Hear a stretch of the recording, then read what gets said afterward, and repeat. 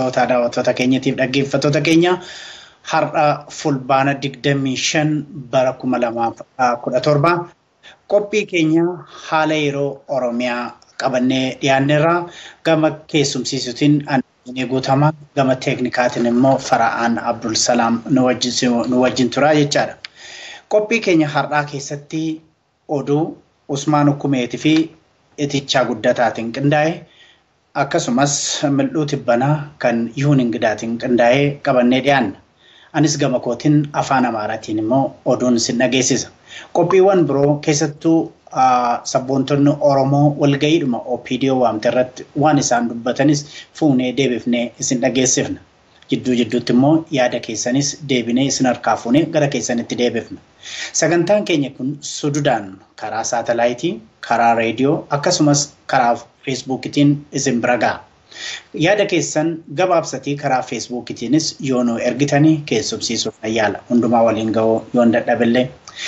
Gama bilbilaa keenyatiinis bilbila lamaan qabnu kan ammaaf yaada keessan ittiin fuunu Fara'aan Abdul Salaam iskiriin irra waan isinii kaa'uuf sanattis fayyadamuu ni dandeessu. Egaa hanga xumura sagantaa keenyatti nu wajjin turaa yeroon jedhu yoo haala nu mijaa'ee yoo argame Jawaar Mohammad haala yeroo Oromiyaa irratti akka informationii yookiin odeeffannoo tokko nu dhiyeessu yaalii goonaa isas dhiyeessuudhaaf. Gara Awustiraaliyaattis yoo haalli nu mijate afaan DCO abshirni bariiti kan jedhu gama Skypeetiin isinii dhiyeessuudhaaf yaalii goona. Har'atti milkaa'uu baanne immoo yeroo biraatti deebina. Egaa hanga dhumaatti akka nu wajjin turtan isin affeera. Amma gara oolmaa Oromiyaa jechuunis gama oduuttan sin dabarsaa Usmaan Hukumeef Itichaa Guddataa waan qindeessan qabu gara sittaa darbina.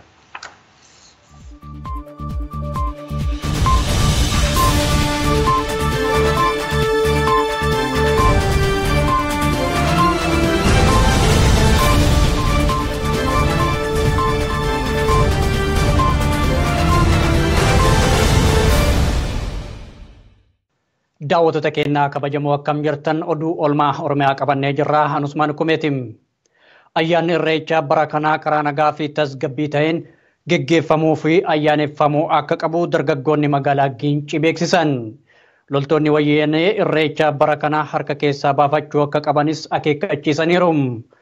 Irreechaa hora harsadii bara kanas gaafa onkololeessa 2 bara 2017 akka ayyaaneffamu ta'uun beekameera. Ajjeechaan ammeenyaa akka bara dheengaddaa uummata keenya hin muudanne dursanii nageenyi waaraan akka dhugoomuuf dargaggoonni Oromoo qophii isaanii xumuraniiru. Haaluma kanaan qaamonni hokkara uuman iddoo ayyaanichi itti kabajamutti akkan argamne loltoonni wayyaanee ajjeechaa baratan guutumatti hora harsadii irraa fagaachuu qaban kan jedhuu fi nagaa hawwitoonni qofti ayyaana irreechaatti argamuun akka nagaa geggeeffamuu dargaggoonni Oromoo dhaamsa dabarsanii jiru. Dargaggoota dubbifnee jirra itti dhiyaadha. Odeeffannoon amma dhagaye waa'ee irreechaatiif qophii xumuruu keessan kan jedhu dhagayeetiin ture. Isin dargaggoota eessaati kan waan kana qopheessaa jirtu? Nuti naannoo Gincii qophaa'aa jirra waan hundayyuu qophii xumureera karaa hundaan iyyuu. Ayyaanni bara kana geggeeffamu guyyaa kam? Guyyaa dhaloota gaafa 21 akka biyya keenyatti jedha. Tole guyyaa sani akka bara darbee miidhaan uummata irra kan geenye wanti godhamuu qabu maaltu uummata Oromoo irraas eegama loltoota wayyaanee farraa maaltu eegamatanii yaadu? Isaan irraa kan wanti eegamu kan waan isaan qopheeffatan illee hin beeknu nuti akkuma eegalle nageenyuma keenyan eegalla ammas immoo warri wareegamanii akka ittiin beekne jennee tooti mormii keenyatti dhiyeessuudhaaf qophii keenya akkasumas immoo warreen Sumaalee irraa buqqa'anii sababa mootummaan kun daangaadhaan sodeetoo walitti shiratatee uummata keenya dararaa jiru nurraa dhaabbatu jenna akkasumas immoo warreen irreecha irratti warreen gaddaa dhumanii fi tasa kan isaan jedhu tasa akka namni sababa mootummaa kanaan kan gaazisummaa fi akkasumas immoo rasaasa irra dhaabanii helikopteraanis warreen lafarraanis warreen itti dhukaasanii kan dhuman sababa kanaatiin kan dhuman waan ta'eef isaanis ni balaaleffanna. Tole bara kana ayyaana kana karaa nagaan geggeeffachuudhaaf kan qophii xumurattanii akka ammaa isin himaa jirtanitti. Tarii akkuma baratan loltoonni wayyaaneedha akkuma barreen gaddaasa hidhannoo guutuun naannoo sanitti yoo argaman irreechi baranaa ni milkaa'a jettanii yaaddu? Isaan garuu kan milkaa'u ni dandeessisu garuu nuti garuu akkuma milkaa'u adeeman waan barbaadetti keenyas jireenyi keenyas waan barreen gaddaa caalayyuu baran ammoo daran itti baay'anneetu adeemna jenneetu yaalla. Barreen gaddaarree haala irkuudhaaf yaalanii turanii akkas naannoo ijoollee 260 ta'anii achirraa manneen magaalaa Addis Alamii jedhamturraa tasaffarree tureen makiinaa 14 amma ammoo ijoolleen achi jiranis akkasumatti haala kanaanis wanni gochuu danda'u isaan nageenyarree booressuu danda'u immoo nageenyi booressinu nageenyumaan itti adda nageenyi keenyas immoo warri kana yaadachuudhaaf jechaadha. Waan nurraa ajaja keenyan ala baa'uu hin dandeenyu ajaja ajajameen ajaja sanaan deeman. Godina Harargee Lixaa aanaa Ciroo magaalaa Madichoo keessatti dargaggoonni magaalattii deeggarsa lammiilee isaanii naannoo Somaalee irraa buqqifamaniif birmataa jiru. Haa ta'u malee bulchiinsi aanichaa diddaa agarsiisaa jirtu jechuun hidhaa jiraachuun himame. Haga ammaatti dargaggoonni 46 qabamanii buufata waajjira poolisii aanichaatti hidhamuun isaanii beekamee jira. Maatiin ijoollee isaanii gaafachuuf gara mana adeemanis achumatti ugguramaa jiraachuunis beekamee jira. Itichaa guddataa ammoo gabaasa qaba. Jiraataan godina Harargee Lixaa aanaa Ciroo magaalaa Madichoo lakkoofsa 2 irraa dubbisne dargaggoonni magaalaa isaanii lammiilee Oromoo naannoo Somaalee keessaa buqqifamaniif deeggarsa qarshii walitti qabaatti turan ukkaamsamuudhaan gara mana hidhaatti galfaman 46 ta'uu isaanii dubbatanii. Godina Harargee Lixaa aanaa Ciroo araddaa Madichoo lakkoofsa 2 jaamaa araddaan iddoon ijoolleen itti hidhamaa jirtu. Naannoo keenya jirmaadhaan jechuu dargaggoota buusii uummata keenyaa kan miidhamee naannoo Somaalee keessaa buqqaafamanii dhufanii ijoollee walitti guuraa jirtu. Asitti jirmaadhaanidhaan maatillee warreen isaan gaafachuu dhaqanillee waliin hidhamanii warra jirantu jira. Gara nama 46 amma ijoolleen dargaggoota. Araddaa naannoo magaalaa Ciroo jirtu araddaa Madichoo lakkoofsa 2 tan jaamtu jira. Achirraa ijoolleen kan hidhamte. Ijoolleen kun yakka addaa raawwatan qabu moo waanuma deeggarsa taasisaniifidha? Yakka addaa raawwatan hin qabani. Oromiyaan biyya keenya Somaaleen biyya keenya irraa nurraa bu'uu qabdi jedhanii akkasitti dhiichisanii turani beeta. Kanuma wajji wal qabsiisaniiti. Namni kun akka himanitti deeggarsi lammiilee kanneeniif karaa bulchiinsa mootummaa naannoo Oromiyaa gaggeeffamaatti jiraatus ariitiidhaan namoota rakkoo hawaas dinagdeef saaxilaman kanneen waan hin qabneef dargaggoonni murtoo deeggarsa ariifachiisaa kana taasisuu isaaniif galateeffatamuu osoo qabanii mana hidhaatti galfamuun rakkinaa fi miidhaa hamaa keessummeessuun isaanii sirrii miti jechuunis komataniiru. Hiriirumaa jechuun ba'anii akkasitti abbaan araddaa gandaadhaa jechuun kan ganda sanii jechuun namni maqaan isaa Abdurmaan Ahmad Alii namni jedhamu ijoollee kana qaqqabsiise. Maatillee itichaa waan sidibu maatillee warreen isaan gaafachuu dhaqanii achumaan hidhamantu jira. Warreen magaalaa kana keessatti hidhaman dubbisuu deemanii moo? Warreen ijoollee maatiin isaanii jalaa hidhamte warreen dhaqanii gaafachuudhaaf dhaqanii achumaan hidhamantu jira. Abdallaa Saanii, Abdii Mahamad Abdullaa, Ziyaan Mahamad Abdullaa, Haaruun Kadiin, Abdii Labash namoota jaaman jechuun ijoolleen akka malee miidhaman. Dhimma kana faana wal qabsiistanii gara dhumaa irratti waan dhaamta yoo qabaattanii. Dhimma kana faana wal qabsiisee waan hin gama dhuma irratti dhaamu barbaadu. Gubbarra fakkeessanii jechuun maqaa gargaarsa uummata keenyatiin jechuun fakkeessanii gargaarsillee karaa isaaniitiin malee akka hin taane jechuun mootummaan faashistiin kun ijoollee keenya jechuun namoota quuqama sabaa qaban irratti miidhaa akka gaggeessaa jiran kan namatti mul'atu. Tarii qaamni bulchiinsaa wayitaa kutaalee Oromiyaa garaagaraatii deeggarsa taasisaatti jiranii qaamumti OPDOyyuu warri naannoo keessanii immoo gocha akkasii raawwachuun kun akkamitti ilaalama? Tarii bulchiinsuma naannoo sanaa irratti iyyuu dhiibbaan qabaatu yaata? Waa tokko jechuun namni hawaasni manguddoon biyyalleen mootichaa wallaahi dhaqanii gaafatanii furmaanni waa tokko hin jiru. Ijoolleen ni rabbasse minaamin jechuudhaan afaan meessanii abbaa jala deemaa abbaa raddaa tokko wajjin ijoollee irratti miidhaa gaggeessaa jiran. Ilmaan Oromoo magaalaa Hargeysaa irraa buqqifamuun gara mooraa waraanaa Jijjigaa geeffaman rakkoo jabduu keessa jiraachuun himame. Dhalattoonni Oromoo qabeenyi isaanii jalaa saamame harka qullaa Hargeysaa irraa gara Jijjigaa akkuma geeffamaniin humni addaa poolisii naannoo Somaalee bakka isin qubsiifnu hin qabnu jechuun dararamaa jiran. Namoonni baay'een isaanii wayita ammaa daandii magaalaa Jijjigaa irratti rakkoo hamtuudhaan dhamaa akka jiran odeeffannoon nu gahee jira. Qeerroon godinaa Harargee lixaa aanaa Meessoo magaalaa Asaboot ibsaa guyyaa har'aa baasaniin duula duguuggaa sanyii uummata keenya irratti geggeessuuf jecha mootummaan wayyaanee ilmaan Oromoo irraa hidhannoo hiikkachiisaa jira. Milishoota aanaalee dabalatee poolisii Oromiyaa fi koorrii bittinneessaan hidhannoo isaanii akka hin hiikne dargaggoonni kun ibsa isaanii kanaan beeksisaniiru. Qabeenyi keenya haala gaddisiisaa ta'een mootummaa wayyaanee fi hidhattoota abdii illee bobbaaseen saamamaa jira. Biyyarraa baqachuunis haalaan hammaattee jirti. Mootummaan wayyaanee kun isa hanqannaan ammas bifa jijjiiratee milishoota Oromoo irraa hidhannoo hiikuuf karoorfatee socho'aa jira. Kanaaf milishoonni gandoota Oromiyaa hunda keessatti argamanis ta'e korrii bittinneessaa fi poolisoonni Oromiyaa hidhannoo keessan akka hin hiikkanne cimsinee isin beeksifna jedha ibsi dargaggoota magaalaa Asaboot irraa ba'e kun. Waraanni raayyaa ittisa biyyaa fi poolisoonni federaalaa waliin ta'uudhaan erga ilmaan Oromoo irraa meeshaa waraanaa hiikkachiisanii booda akka barbaadanitti uummata Oromoo lafarraa haxaa'uun karoora isaanii akka ta'e hubattanii qaama isin hiikkachiisuuf deemu kamiifuu harka kennachuu hin qabdan.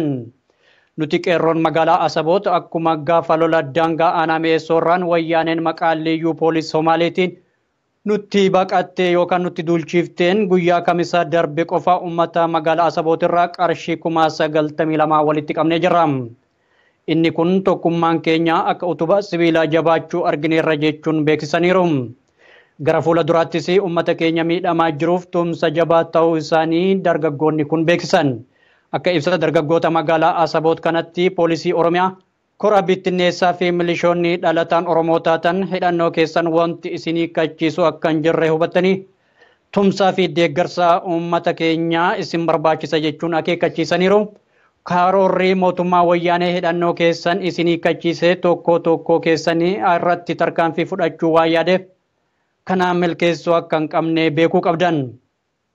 Yeroo diina gombisanii irraa hiikkatan malee yeroon tan harkaa qaban hiikkatanii diinaaf dabarsanii kennanii miti. Kanaaf hawaasni keenyas yaada kana hubannoo keessa galchuun hidhattoota dhalataan Oromoo ta'an bira dhaabbachuu akka qabanis dhaamsi darbeefii jira. Ibsa qeerroo magaalaa Asaboot bu'uura taasifachuun dargaggoota magaalattii dubbifnee jirra. Dargaggoon nuti dubbifnes ibsa ejjennoo isaanii akkasitti ibsa. Dargaggoonni magaalaa Asabootii fi Mi'eessoo irratti argamanii akka ibsa wayii baasan sunis waa'ee uummata Oromoo miidhamaa jiru ajjeefamaa jiru kana bira dhaabbannee gargaarraa akkasumas mootummaa kana ni balaaleffannaa ka jedhan ibsa baafte dargaggoonni waan kana quba qabdu. Dargaggoonni baasanii jiran ibsa ejjennoo nuti gocha mootummaan kun nutti buusee uummata keenya daangaatti nutti buusee nuuf wal nyaachisee kaayyoon isaa akka galma geessuuf booda laaboraatoorii hojjechaa jiru kana nurratti hiikkatee dursinee beeksifnee sammuu immoo namni hundinuu wal beekee gocha kana karuma mootummaa irraa to'achuu akka jiru baruu qabnaa kajofaadha jennoodha. Fuulduraafis qophoofnee kan kana caalu rakkoo kana caalu nutti fiduu danda'a waan ta'eef qophoofnee reedii taanee taa'uu qabnaa jedhanii ibsa jennoo kana kan jedhu hedduu baasanii jiranii.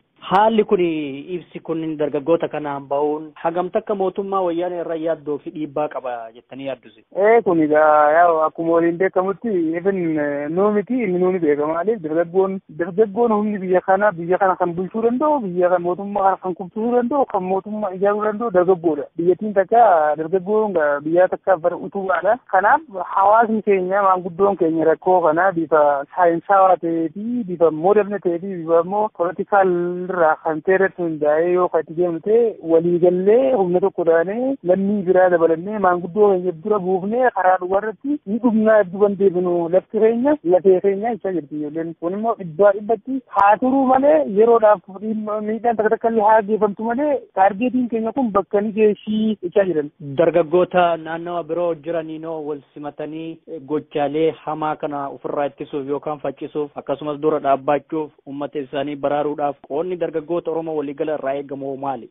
Dargaggoo uummata Oromoo irraa wanni bahu tokkoffaadha.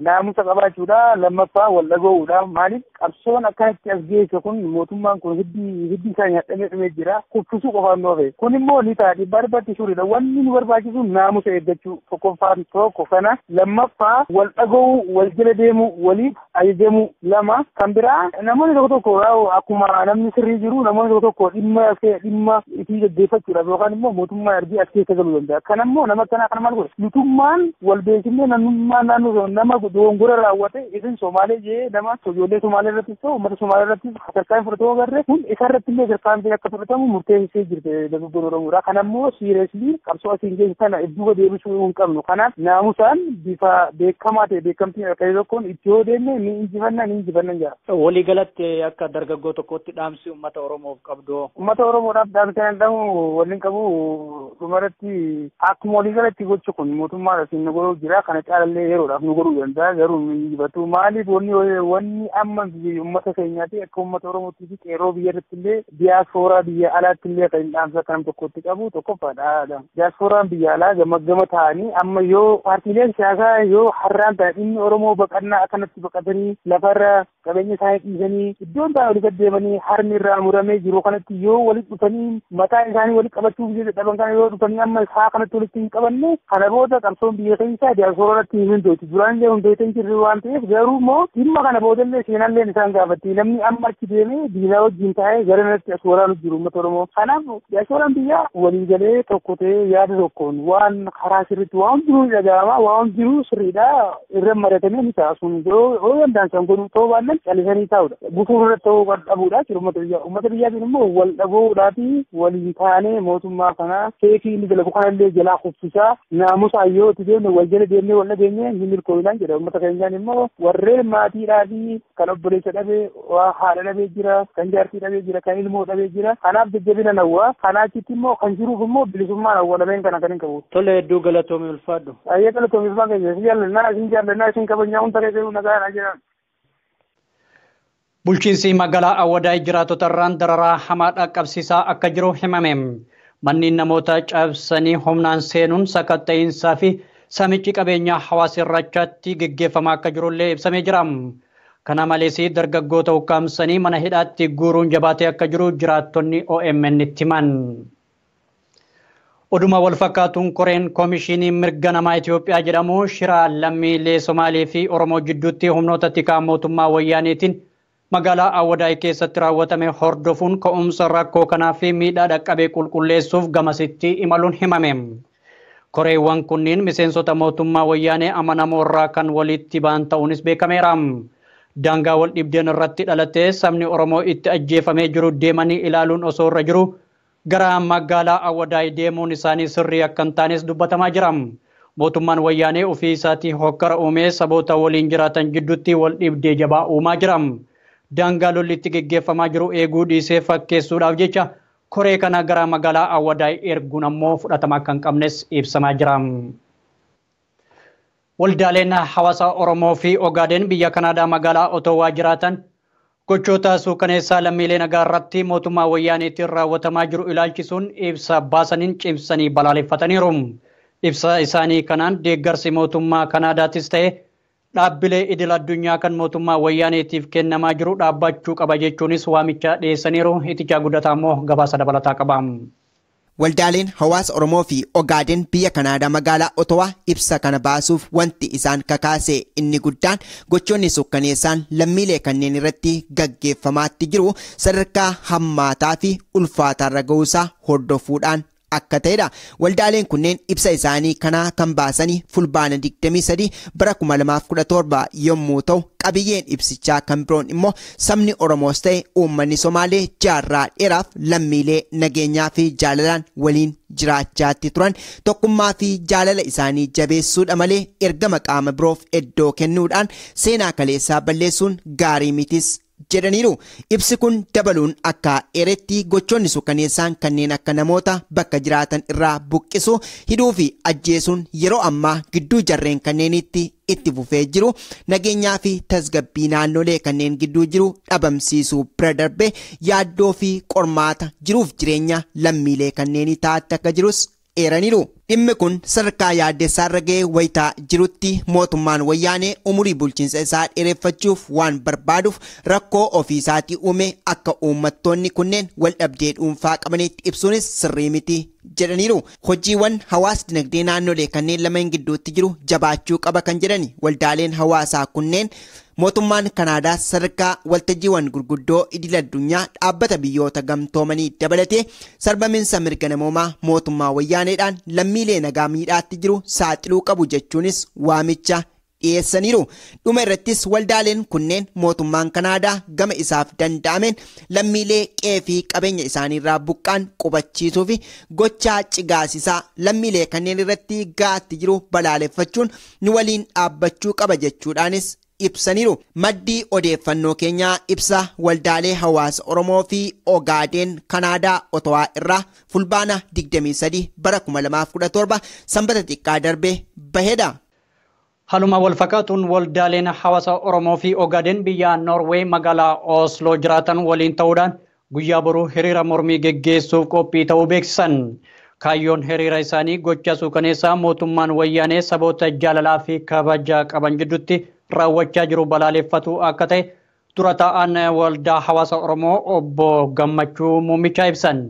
Obbo Gammachuun akka himanitti kufaatiin mootummaa wayyaanee dhiyaatee waan jiruuf kana caalmatti ariifachiisuuf tokkummaadhaan biyya keessaa fi biyyoota alaatti dhiibbaa sirnicha irratti geggeessuun murteessaadha jedhan. Gabaasa kanaaf ammas itichaa guddataa. Hiriira qopheessuuf jirtan kun eessatti akka gaggeeffamuuf maalirratti akka fuulleffatu nutti himame. Maqaan kiyya Gaaddisaa Muummichaati. Durataa hawaasa Oromoo Oslooti. Hiriirri boruu gaggeeffamuuf jiru kun sababa maqaa weerara daangaa liyyuu poolisiin Oromiyaa weerare uummata buqqisaa jiru fi uummata ajjeesaa jiru walitti buusaa jiru isa kana mormuudhaaf hiriira boru magaalaa guddittii Norwee Oslootti gochuudhaaf jirra. Hiriira kana kan qopheessine ijaarsa hawaasa Oromoo Oslooti fi hawaasa Ogaadeen waliin ta'uudhaan. Haa ta'u hiriira kana irratti kan qooda fudhatanii magaalaa Osloo keessatti akka qophaa'edha. Tarii magaalota ollaa naannoo Norwee irraa kan qooda fudhatan jiru moo magaaluma kana warra jiraatan qofadha kan qooda irratti fudhatanii? Waamichi akkuma waliigalaattu Norwee waliigalaati kan godhame.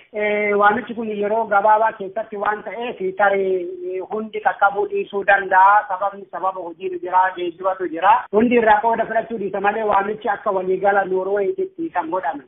Odoo achi fageessinee gooneefi ta'e guutummaa Iskaandinaaviyaatti gochuun hin danda'ama tureyyuu sababni gabaabsinee gooneefi haalli amma jiru kun muddamsuu hamaa keessa waan jiruufi Oromoon biyya keessaa fi biyya alaati waan kanarratti gargaarsa gochuudhanis ta'ee mormii dhageessisuu irratti yeroo kanatti waan jiruufi nullee hawaasni naannoo kana qubatee jiru hiriira kana ariitiidhaan akka goonu waan nu gaafatee yeroo gabaabaa kana keessatti goone kanaaf guutuu waliigalaa akka Noorwee yookaan akka Iskaandinaaviyaatti namni irraa fudhachuu dhiisuudha mala garuu waamichi akkuma waliigalaa Noorweetti kan godhame. Haa ta'u mee isa kana irratti tarii warri waldaa hawaasa Ogaaden kun yookiis immoo warri Somaalee kun ejjennoo maalii qabu gocha mootummaan yeroo ammaa raawwachaatti jiru kana keessatti dhaalmaatti egaa warri Somaalee kunis haa hubaman malee Oromootu bal'inaan hubamaatti jira dhimma kana faana wal qabsiisee waldaan achi ejjennoon isaan qaban maal fakkaatame? Itti gaafatamtoota waldaa hawaasa Ogaaden waliin ala lamaan tokko wal arginee waliin haasofnee jirra. Irra caalayyuu nu caala itti dhimmamanii kan nu dubbisaa turan isaan ture. Akka isaan itti ilaalan akkuma beekamu mootummaan wayyaanee fi har'a liyyuu poolisii Oromiyaa weerare kana duraan dursa uummata Ogaaden ittiin cabsuudhaaf biyya Ogaaden keessatti liyyuu poolisii jedhee maqaa itti moggaase uummata Ogaaden ittiin dararaa ture, cabsaa ture, ajjeesaa ture. Guyyuutti namoota warra fixaa turanitu amma uummata Ogaaden keessa nama mataa ol qabatee waa mormatu. Egaa fixanii bakkaan gahanii booda liyyuu poolisiin jedhamu kun amma Oromiyaatti akka bobba'e isaan kan hubatan jechuudha. Kanaaf isaan rifaatuu guddaa irraa qabu, aarii guddaa irraa qabu, nu caalayyuu anaannatanii dubbatanii dhimma kanarratti jechuudha. Haa ta'u mee dhimma kana faana wal qabsiistanii tarii hiriira bahuudhaan alatti akka ibsa gaazexeessitootaaf ta'u yookiin yookiis immoo waan akka press release addaa isin gadhiistan qabdu waldaaleen hawaasa Oromoodhaaf kan Somaalee kun waliin taatanii? Yeni boru hiriira booda sagantaa kana qabnee jirra boru press release gochuudhaa fi hawaasa Ogaaden wajjiniinuu kan Oromoo jechuudha sa'aatii hiriira fixannee booda isa kana hin qabnaa jechuudha press release gochuudhaa fi sagantaa qabannee jirra. Kan isin irratti fuulleeffattan irra guddeessaa dhimma daangaa irratti yookiis immoo dhiibbaa gama poolisoota addaa naannoo Somaalee fi pirezidaantiin naannichaa taasisaa jiran Abdii Iilee irratti kan isin fuulleeffattani. Haa ta'u garuu gaaffiin saba Oromoo sanarra fagoo kan ta'es gaaffilee bibbiroon jiru. Tarii sana keessatti waan hammate jira laata? Tarii qabiyyee hiriira keessanitti daawwattoota keenyaafis dhaggeeffattoota keenyaafis ta'e warra sagantaa kanarratti qooda fudhatuuf ifa akka ta'uudhaaf. Ayyee galatooma iticha har'a weerarri har'aa kunuyyuu kan ka'e sochiin Oromoo qabsoon Oromoo mootummaa kana keessumaa waggaa 3 darbe butuchee waan qabuu fi waan gadhiisu waan wallaalchisee fi haga amma yoo dhimma kana tasgabbeessuu dadhabuun isaa gaaffiin uummata Oromoo irra dhangala'uun isaa injifannoon uummata Oromoo ammoo yeroodhaa yerootti milkaa'aa dhufuun isaatiin mootummaan kuni amma maayii jibbaata kara weerara daangaa kan jedhu kanaan liyyuu poolisii nutti bobbaase. Kanaaf gaaffiin keenya gaaffii abbaa biyyummaa kaleessa jalqabne uummanni Oromoo itti du'aa jiru dhaloonni itti gaagaamaa jiru itti dhumaa jiru kana gaaffiin kun kan walitti fufee as gahe waan ta'eef gaaffiin nuti gaafachaa jiru kan yookaan immoo iyyannoon nuti iyyataa jirru waa'ee weerara liyyuu poolisii qofa odoo hin ta'in hoogganoota siyaasaa Oromoo kan karaa nagaa biyya keessatti qabsaa'aa turan har'a mana hidhaa keessatti mootummaa wayyaanee itti taphachaa jira. Uummata Oromoo lafarraa buqqisuu uummata Oromoo dararuu inni itti fufee jira. Fincila walitti fufee jiru kanatu bakka amma boru akka mata dureetitti ajandaa godhannee itti ba'uuf jirru kana kan walitti fufe waan ta'eef gaaffiin keenya kan wal qabateedha. Rakkooleen yeroo adda addaa biyya keessatti yeroo muudamudha iyyannoo keenya nuti iyyachuu addaan kunnee hin beeknu. Warri biyya kanaallee mootummaan biyya kanaallee hawaasni Noorweey illee sirriitti beeka uummanni Noorweey jechuudha rakkoo biyya kana kan jiruu fi gaaffii nuti gaafannu inni kun kan walitti fufiinsa qabu. Dhimma kana faana wal qabsiistanii boor wayita hiriira bahuutti jirtan kana magaalaa Oslootti kan isin bahuudhaaf jirtanii dhimma kana irratti immoo garee uummataa warra Ogaaden kanaa fi akkasuma immoo kan warra Oromiyaa yookiis Oromoo bakka buutanii kan qooda fudhachuuf jirtanii eessatti baatu sa'aatii meeqattidha eeyotti immoo iyyata keessan galchuuf jirtu yookaan simata keessan galchuudhaaf jirtu mee? Hiriira kan kaanu Osloo seentara kana sa'a 11 irraa kaaseeti sa'a 11 irraa achitti wal geenye booda karaa paarlaamaa Noorweey deemna. Paarlaamaa Noorweey irratti xalayaa qopheessinee qabna nuti gama keenyaanii warri Ogaaden illee gama isaaniitiin egaa achitti wal geenyee dhaadannoo keenya dhaggeessisnee booda xalayaa kana paarlaamaa Noorweetti galchina. Egaa sana booda mariin uummataa kan itti fufu jechuudha. Haa ta'u yeroo darbe keessumaa paarlaamaan gamtaa Awurooppaa risoluushinii ta'e baasee ture risoluushinii jajjabaadha kan inni baase. Haa ta'u sanarra darbee immoo yeroo ammaa waa'een Oromoos ta'e waa'een Oromiyaadhaa daangaa dabartee jirti. Ajjeechaan hidhaan akka malee baay'ateera. Ari'atamuunis akka malee jabaateeti kan jiru. Tarii dhimmi yogguu sana risoluushiniin paarlaamaa gamtaa Awurooppaa sun eessa ga'e maarras ga'e tarii hordoftaniitu akka waldaa hawaasa Oromoo naannoo sanaatti. Egaa argitee warri biyya kanaati risoluushinii paarlaamaa Awurooppaa sana keessa jiranii gamtaa sanatti miseensa waan hin taaneef jechuudha. Haa ta'uuti garuu yeroo adda addaa iyyannoo nuti iyyannu wajjiniinuu risoluushinii gamtaa Awurooppaa fudhatee fi koongirasii Ameerikaa fudhatu itti kaa'atu isaan illee ijjannoo wal fakkaataadha kan qaban. Kana gaafan jedhu maalinni biyya sana keessatti har'allee balaan addaa biyya sana keessatti akka as deemaa jiru. Isa kanaaf ammoo mootummaan kuni haga danda'ametti warra mormitootaatii fi nagaa buusuun akka isarra jiraatu gorsallee akka gorsaa jiranii sodaa qabanillee balaa gara fuula duraa ummata kanatti as deemaa jiru sodaa qabanillee isaanillee akkuma warra paarlaamaa Awurooppaa kan akka qaban nu ibsan. Yeroo irraa gara yerootti jireenya baqaa kana keessatti ilmaan Oromoo jiru baqaa keessa jiraatanii kan Awurooppaa adda Awurooppaa keessa jiraatanis ta'e Ameerikaa biyyoota garaagaraa jiraatan kun hiriira bahuudhaan diddaa fi mormii isaanii dhageessaatti jiru. Haa ta'u gaa qaamonni kun yookiis immoo biyyoonni kun kan isaan jechaatti jiranii waan akka risoluushinii dabarsinee jechaatti jiru garuu qabatamatti immoo yogguu isaan tarkaanfii fudhatan yookiis immoo gara murtootti deeman hin agarru. Egaa haala kana keessatti immoo Oromoon ajjeefamaatti jira miidhamaatti jira waan hedduutu ta'aa jira. Oromoomti biyya alaa jiru kun akkamitti gahee isaa bahuu qaba jettanii yaaddu isin akka itti gaafatamaa waldaa hawaasa Oromoo Oslootti?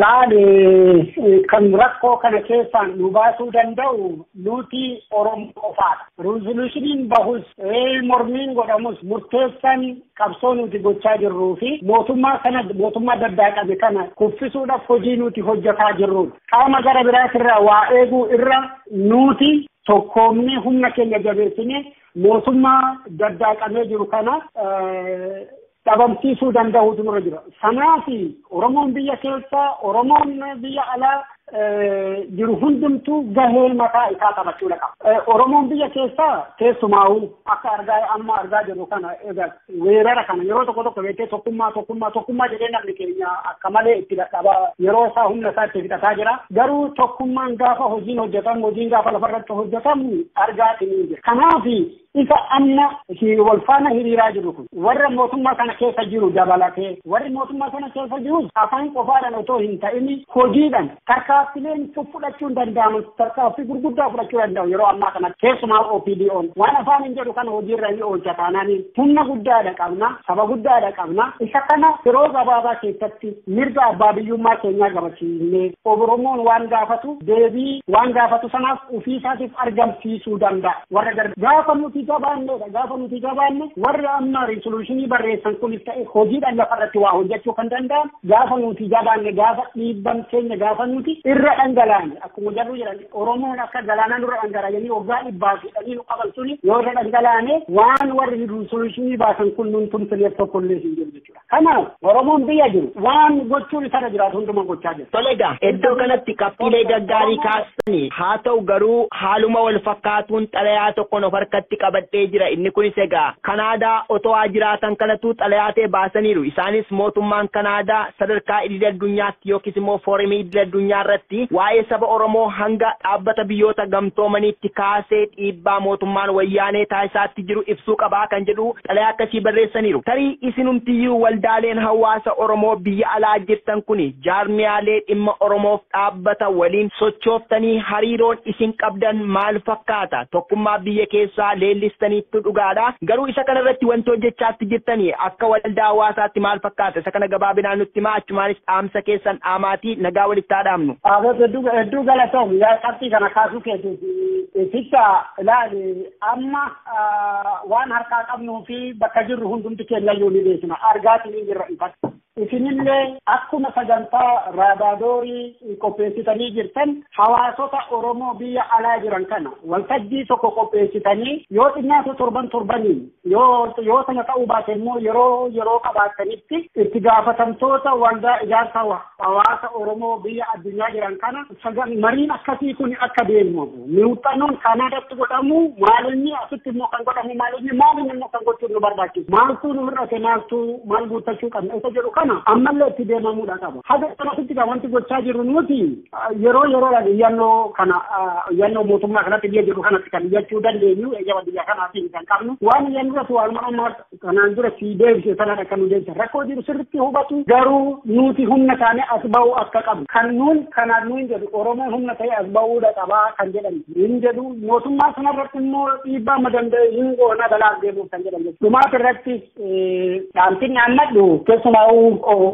Oromoo biyya alaa jirru wanti nurraa eegamu wanti nuti gochuu nurra jiraatu waan salphaa waan lubbuu nama gaafatu miti har'a dhalli Oromoo lubbuudha kennaa jira kanaaf tokko gochaan mootummaa wayyaanee addunyaa irratti saaxil baasu inni gara biraa diinagdeedhaan uummata Oromoo bira dhaabbachuu akkuma argaa jirru Oromoon irraa Oromoo buqqa'ee kan qubsiisuudhaaf lammii isaa qubsiisuudhaaf mana hidhaa keessa taa'ee waan kiisaaf maatiin isaa itti kennan garaa jalatti qabatee kan mana hidhaa keessa taa'u ani mana hidhaa haa ta'u malee bakka qubadhuu qaba bakka ijjadhuu qaba hoo bakka ciisulleedha mana hidhaa Itoophiyaa namuu ni beeka bakka ciisuu fi kan buqqa'ee karaarra jiru jedhee mana hidhaa fi saantima kiisuudha warri itti kennan gargaaratiin jira jireenya nama keenyaa ni beeka jireenya nama keenya keessumaa Oromoo bara waggootii darban kan waraanatu irra bahe jireenya gadadoo keessa jirurraa ka'ee sarra ana wayya jedhee waan qaburraa ijoollee isaatirraa Oromoo 100,000 sababaa kanaan buqqa'e sana qubsiisuudhaaf haga danda'ametti waan danda'u gochaa jira kan danda'u ol gochaa jira Oromoon biyya alaa jiru haga sana goonee jirra gochaa hin jiru asumaanuu Oromoo miidiyaa neetwork galateema karaa goofandi sana wanti qaddoo horii guddaadha inni kunillee gaadhaan kan bakka sana hin qaqqabne bakka jirrutti hawaasa jiru keessatti waan dandeenyu haa gumaachisu inni kun itti gaafatama seenaa jalaallee nu baasu waan biyyatti gumaachane kana caala gumaachuu dandeenya namuuyyuu har'a hojjetee bula biyya alaa kana Awurooppaa kana Ameerikaa kana galii gahaa qaba jireenya gaarii qaba jireenya keenyarraa hundi keenya hojii guyyaa tokko guyyaa tokko yoo Oromoodhaaf gargaarsa kanaaf oolchine horii guddaadha kan ta'uuti isa kana gochuudhaaf irratti haajabaannu irratti haa hojjannu haa badannu walii haa badannu bitaaf mirga odoo ilaalin kaabaaf kibba otoo ilaalin amantii otoo ilaalin ganda otoo ilaalin Oromoon har'a akka tokkotti walirratti du'aatiin jiru akka tokkotti walirratti du'aa jiru beekaa wallaala jaartii ijoollee kanaaf nutillee karaa isaanii kana haa qabannu kan kana caalu nu eeggataati illee haa qophoofnu gaaffiin keenya guddoo karaan nuti deemnu dheera itti qophaa'uu keenya agarsiisuu danda'u nuti kan agarsiisuu dandeenyu immoo har'a maallaqa baafnee uummata keenya kana kan uummata keenya buqqa'e haa gargaarru sana haa mul'isnu jedha tiichaa yoom dheera deebiifama. Haa ta'u guddaa galatoomaa ulfaadhaa ibsanuuf kennitaniif itti gaafatamaan waldaa hawaasa Oromoo Noorwee Osiloorraa ibsanuuf kennitaniif. Ayyee galatoomaa isinillee carraa kana nu laattu keessaniif. Egaan daawwattoota keenya oduun oolmaa Oromiyaa har'aaf qabnu kanuma gama kiyyaan turtii gaarii.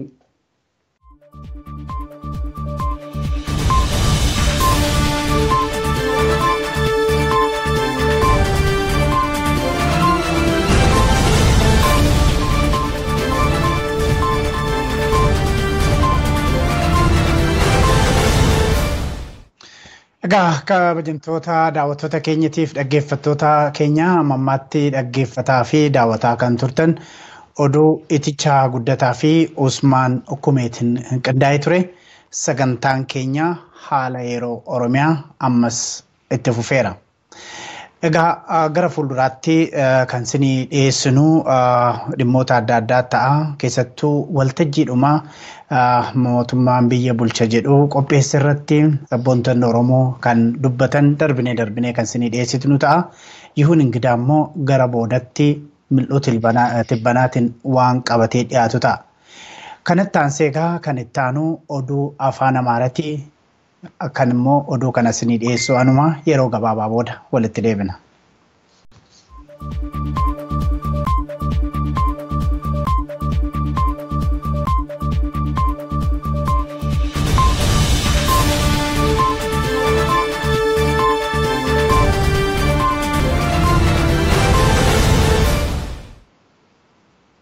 ሰላም ጤና ይስጥልን የተከበራችሁ አድማጮቻችንና ተመልካቾቻችን ከኦሮሚያ ሚዲያ ኔትወርክ የቀጥታ ስርጭት ዕለታዊ ዜና ይዤ ቀርብ ያለው ከዜናው ጋር ደጀኔ ጉተማ ነኝ።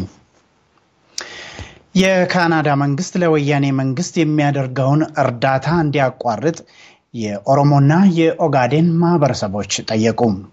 በካናዳ ዋና ከተማ ኦቶዋ የሚኖሩ የኦሮሞና የኦጋዴን ማህበረሰቦች በጋራ ባወጡት መግለጫ የካናዳ መንግስትና ሌሎች ዓለም አቀፍ ድርጅቶች ለአምባገነኑ የወያኔ መንግስት የሚለግሱትን እርዳታ እንዲያቆሙ ጠይቀዋል። የወያኔ መንግስት ወንድማማችና ታሪካዊ ትስስር ያላቸውን የኦሮሞና የሶማሌ ህዝቦችን ለማጋጨት መሰሪ ተንኮል ሸርቧል ያሉት በኦቶዋ የሁለቱ ማህበረሰብ አባላት ይህ መንግስት በሁለቱ ህዝቦች ላይ አሰቃቂ ወንጀል በመፈጸም ላይ ይገኛል ብለዋል። የኦሮሞና የኦጋዴን ማህበረሰብ በዚህ መግለጫቸው የካናዳ መንግስት በህዝባዊ ወያኔ ሓርነት ትግራይ መንግስት እየተካሄደ ያለውን የዘር ማጥፋት ወንጀል የተባበሩት መንግስታትን ጨምሮ ለዓለም አቀፍ ማህበረሰብ ሁኔታውን እንዲገልጽና ለተፈናቀሉ ወገኖች መልሶ ማቋቋሚያ የበኩሉን አስተዋጽኦ እንዲያደርግም ጠይቀዋል።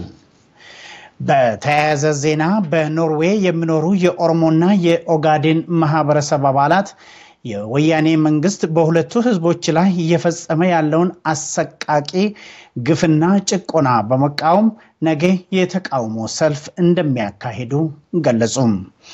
የወያኔን መንግስት የከፋፍለ ግዛ የግጭትና የጥላቻ ፖሊሲን አስወግዶ የሥርዓቱን ግባተ መሬት ለማፋጠን የብሔር ብሔረሰቦች የጋራ ትግል ወሳኝ መሆኑን የሁለቱ ማህበረሰብ ተወካዮች ገልጸዋል። በምዕራብ ሐረርጌ ዞን ጭሮ ወረዳ መዲቾ ቁጥር 2 ተብሎ በመጠራ ከተማ በወያኔ መንግስት ወረራ ሳቢያ ከቤት ንብረታቸው ለተፈናቀሉ ወገኖች እርዳታ ሲያሰባስቡ የነበሩ 46 ወጣቶች በወያኔ የመከላከያ ሰራዊት መታፈናቸው ተሰማ። 46ቱን ወጣቶች በእስር ቤት ለመጠየቅ የሄዱ የወጣቶቹ ቤተሰቦችም የመታሰርና የመንገላታት እጣ እንደደረሳቸው ምንጮች ከስፍራው ገልጸዋል።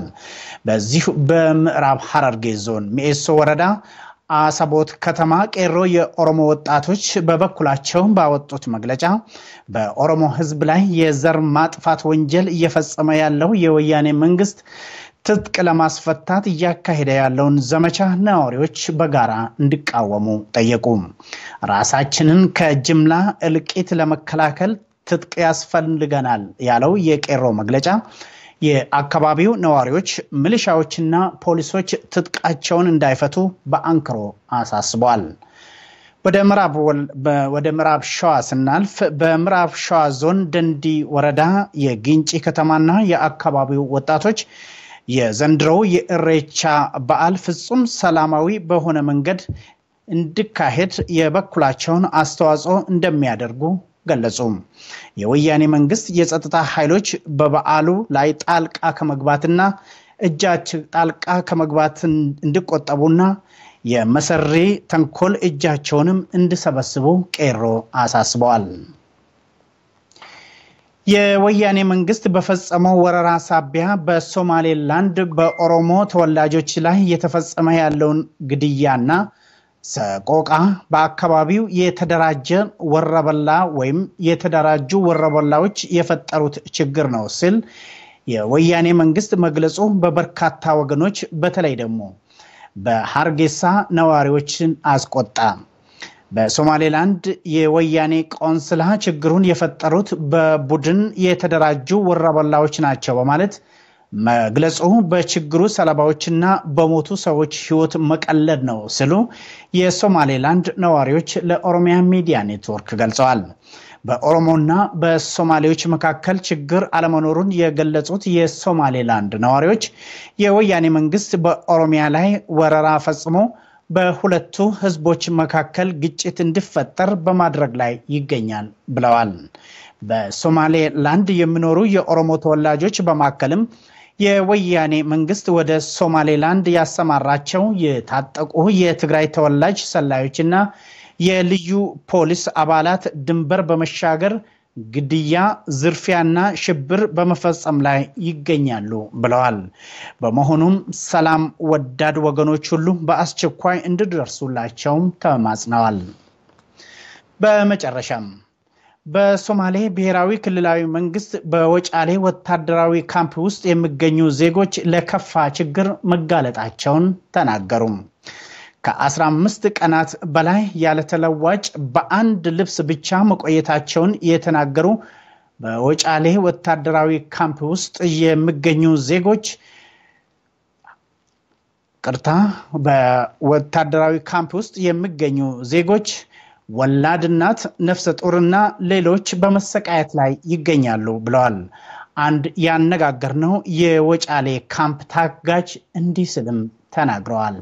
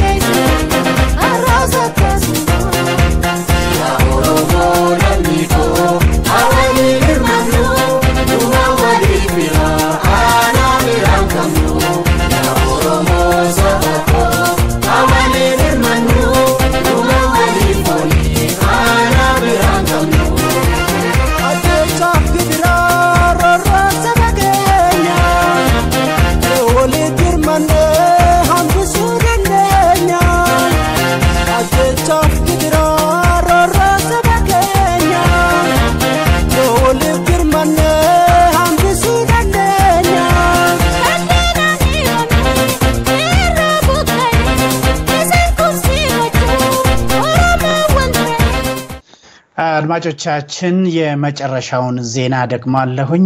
በሶማሌ ብሔራዊ ክልላዊ መንግስት በወጫሌ ወታደራዊ ካምፕ ውስጥ የሚገኙ ዜጎች ለከፋ ችግር መጋለጣቸውን ተናገሩ። ከ15 ቀናት በላይ ያለ ተለዋጭ በአንድ ልብስ ብቻ መቆየታቸውን የተናገሩት በወጫሌ ካምፕ ውስጥ የሚገኙ ዜጎች ወላድ ነፍሰ ጡርና ሌሎች ሰዎች በመሰቃየት ላይ ይገኛሉ ብለዋል። አንድ ያነጋገርነው የወጫሌ ካምፕ ታጋችም እንዲህ ሲል ይገልጻል። በመጀመሪያ በደንብ አዳምጠኝ። እኔ ከወጣን ዛሬ 14ኛ ቀን ነው፣ ማለትም 15ኛ ሌሊታችን ነው። የወጣነው በአንድ ልብስ ነው የወጣነው። ያለንበትም እዛው ካምፕ ውስጥ ነው። ውርጩ፣ ብርዱ፣ ዝናቡ፣ ህፃን አለ፣ ልጆች፣ ነፍሰ ጡር አለ። ነፍሰ ጡሩም ደግሞ ራሱ እዚህ የወለደ ምንም እርዳታ የሌለበት እና እርዳታ የሚሰጠን ሰው የለም። ለሚመለከተው እናስተላልፋለን ብለው መልስ የሚሰጧቸው ሌላ ነው። ምግብም አልባሳትም ሰጥተናቸዋል፣ ውሃም ሰጥተናቸዋል። እየተረዱ ነው፣ ምንም ችግር የለም ተብሎ መልስ ይሰጣቸዋል እነሱ። እኛ ደግሞ በዚህ በካምፕ ውስጥ የክልሉ ልዩ ፖሊስ አንድ ሰው ወደ ውጪ ሲወጣ በአራት እግሩ አራሩጦ ነው የሚመልሰው ወደ ካምፕ ውስጥ። መከላከያውም ራሱ እያየ ስንት ሰው አንዱ እጁ ላይ ክንዱ ላይ ተወግቶ ተንጠልጥሎ ነው ያለው እጁው። አንዱ ደግሞ ግራ ጎኑ ላይ ተወግቶ ራሳቸው ሁለቱ ተያይዘው መለሷቸው፣ መከላከያው መለሰው እና በከፍተኛ ችግር ላይ ነው ያለው። በወጣነው ልብስ ነው ያለው። መቅመል አለ፣ ስንት ነገር አለ። እዛው ራሱ ስንት መዓት ነው ያለው። ዝናቡ ስንት ቤት ራሱ የለም። እዛው ሽንት ራሱ እዛው ሰገራው ይወጣል እና በሽታ ራሱ አሁን አንድ የአተት አይነት ምናምን ቢገባ የኮሌራ በቃ የኛ ሰው ማለቁ ነው በእናታችን። እና ይህን መንግስት ደግሞ ጥሩ መልስ የሚሰጠንም የለም። እና እኛ የምንመለከተን ከኦሮሚያ ክልል መንግስት ጋር ሳይሆን ከሶማሌ ክልል ጋር ነው። መመለስ የምትፈልጉ ተመለሱ ተብሎ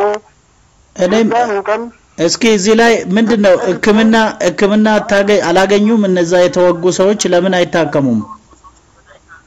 ምንም ህክምና አላገኙም። በሚስጥር በድብቅ በቃ ከማዶ ከሶማሊላንድ ያስመጣነው መድኃኒት ቀብተን ነው ያለው ያ ሰው እና አሁን በዛሬው ዕለት የሆነ አምባሳደር መጥቶ ስሙ ራሱ ታውቁታላችሁ የውጭ ጉዳይ ሚኒስቴሩ እኔ መቃም ስሙ ወርቅነህ ገበየሁ መጥቶ እንስሉ ዝገለል አድርገውት እዛ ወደ ጤና ጣቢያ ታጅቦ ሄዷል። ታውቃለህ እንግዲህ ዛሬ ስንተኛ ቀኑ ነው ከተወጋ? ስድስተኛ ቀኑ ነው ከተወጋ። ይህ ሰው አሁን እርዳታ አሁን ገና በአዲስ ነው የተደረገለት። አራስ አለ ከኛ ጋራ ምንም የጸዳ ውሃ አታገኝም። እርጉዝ አለች አሁን እርጉዝ ራሱ ምንም የሚተባበረን የለም ህክምና ቀርቶ። ስለዚህ የመንግስት ጉዳይ እዚህ ውስጥ የለበትም። የክልሉ መንግስት ቢያቀን ኖሮ ልዩ ፖሊስ መጥቶ እዚህ አካባቢ ህፃን ልጅ ይዛ ወጣ ውጪ ሽንት ምናምን ሲጋራታ አስቀምጠው ስትል አንድ ሆነ ገለል ያለ ቦታ አሯርጦ ያውልሽ ፎቅሽ እዚህ ያዝ ሚካ ውስጥ ግቢ ብሎ አባረሯት። ከዛ የተወሰኑ መከላከያዎች ወጣ ስሉ ምን ታመጣለህ ብሎ ሄደው የሆነ ቡና ቤት አለ እዛ ስራ ፈዋገው መውጣት አንችልም።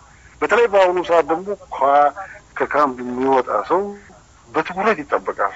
በዚህ በትንሽ ከተማ ውስጥ አለ ማለፍ አይቻልም እና ከፍተኛ ችግር ነው መድረስ ያለው እኛ ላይ እና ከዚህ ችግር ለመላቀቅ ምንድነው መፍትሄው ትላላችሁ?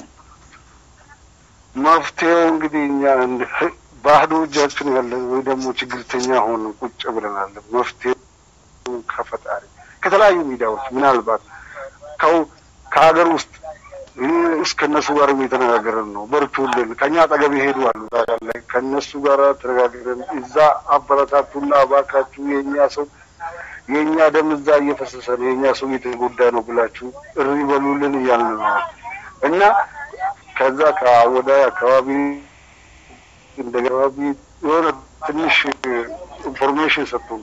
በዛው ዛሬ እንደሰማን ሰውየው መጣ ማለት ነው አምባሳደሩ እና ትሄዳላችሁ ብሎ ዝም ብሎ ሄደ። በቃ ሌላ መፍትሄ ፈጣሪ መፍትሄውን ይስጠንና ሌላ ምን ነገር እናገራለን? በጣም ነው አመሰግናለሁ። እንግዲህ እኔም በበኩሌ አመሰግናለሁ። በጣም አድርጌ ነው የማመሰግነው ይሄ ድል ስለሰጠኝ።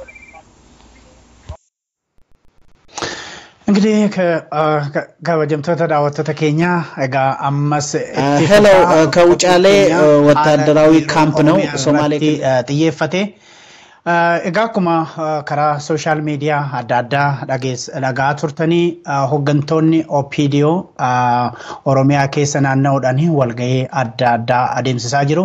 Akkasumas immoo sabboontonni Oromoo walumaa galatti uummanni Oromoo warra qe'ee fi mana isaaniirraa buqqaaniif gargaarsa adda addaa godhaati jiru.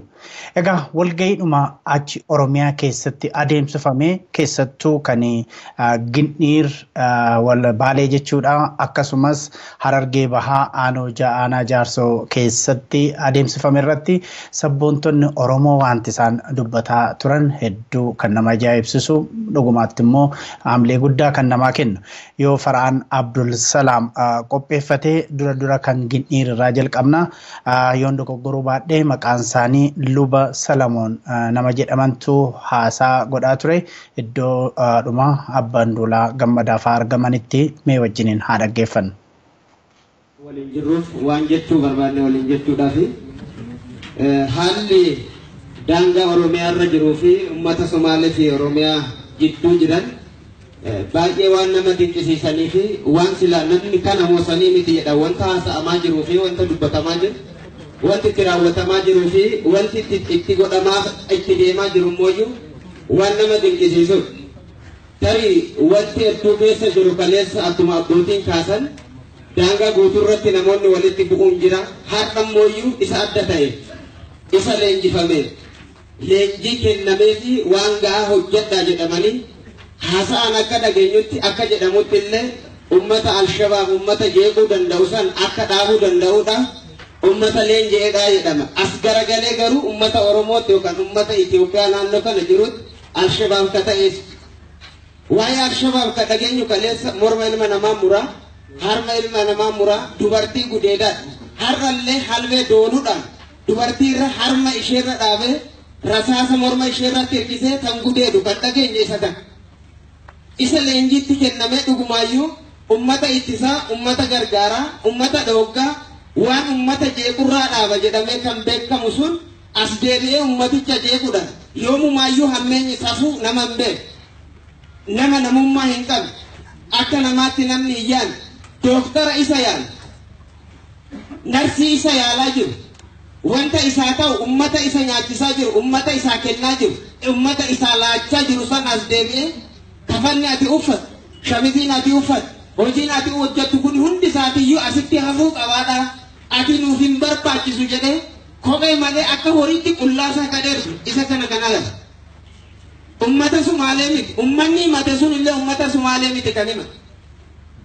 ummanni achi baqatee dhufe sun illee ummata Sumaaleetu nu kaase hin jedhe Ogaadintu nu kaase hin jedhe humna hidhate kan maqaa beekan kan kalee poolisiidha jedhee ummata san waliin deemaa jiru kan ummata san ittisaa jiru as deebi'ee mana isaatti kaarra saasan sodaachisa ilma haadha ilma dura dhaabee ilma mooyyuu haadha dura dhaabee halmeedhaan akka hoolaa bira'eetti kan gorra'u isa kana dhageenya gara jabeenya kan qabu as deebi'ee rasaasan hayyuu nu dhabsiisa beekaa nu dhabsiisa gaaddisa biyyaan nurraa ce'e namni itti himatanii itti bu'anii namni gadda itti baafatan eenyuun ummata kana eega ummata kana tiksa nama jedha naga cira ummata kanaaf namni dhaabbata jedhamee eega balleessa ummaticha kana tiksa jedhamanii hayyuun kalee itti bo'oo kan nama araaru namni gaalaa fi bishaaniin walitti yeroo ebduugi dhaabbate rasaasni osoo dhuka'iin namoota wal bolleessaniif jaarsa ta'u har'a mana isaatti seenee halmeedhaan kan ciru yoo ta'e kan nama balleessu yoo ta'e kan itti bu'atan san kan itti baqatan san safuu beeka Oromoon ummanni Itoophiyaa safuu beeka aadaa qaba wal dhaggeeffata wal jalaa garagara nama kana kan nu dhabsiisu isa mootummaa federaalaa leenjisee Alshabaabii fanan godhee jedhee liyyuu poolisii jedhe san liyyuu nama ajjeesu jedhee maqaa sotti moggaasee liyyuu nama fida moggaasa isaa osoo garagalchee godhee isa santu miidhaa jira waan ta'eef isa santu balleessaa jira waan ta'eef aanaa jinnir keessa bar ummanni Ogaadin 600 abbaaraa 680 jira jedha ummata 680 magaalaa tana keessa namni jiru jaarsi biyya abbootiin amantii bulchoonni magaalaa kanaatti faanan abbaan isaa ilmi abbaan ilalaala ilmi isaa jalaa qalamee abbaan mana isaanii eegaa jira ilmi jalaa qalamee ummanni Ogaadin qaleera jedhame ilmi immoo abbaan immoo kun irratti raawwatiin jedhe mana Ogaadin eegaa bulee bara magaalaa Ginnir keessatti seenaadha ummata akkanaa kanatu jira kana keessas ummata akkanatti wal jaalachaa jirutu jira sila maaltu daangaa irratti nu daangesse daangaan kaleessa hima musummaa lafa Oromoo irraa nyaachaa hin jiru qotatee nyaachaa hin jiru daldaalee nyaachaa hin jiru tooqii ilmi Oromoo hin qabne inni hin qabu magaalaa kana magaalaa Finfinnee keessaan qabu Adaamaa keessaan qabu maaltu wal qixxummaa isa dhoogee maaltu garaagarummaa nu godha ummata biyya takka gad alaabaa takka jalatti bulu eessaa nu kaaftanii eessatti galchitan eenyutu eenyu jalaa baqatee eenyutti baqata eenyutu eenyu dhalatee eenyutu eenyu guddise sila hedduu keessa galee namni waadaa kana dhaabee waraana gamaa gamanaa jiru illee nageenya uumuu danda'u hedduutti maa uumamuu dadhabe ji'a sagalii bar guyyaa sagalii miti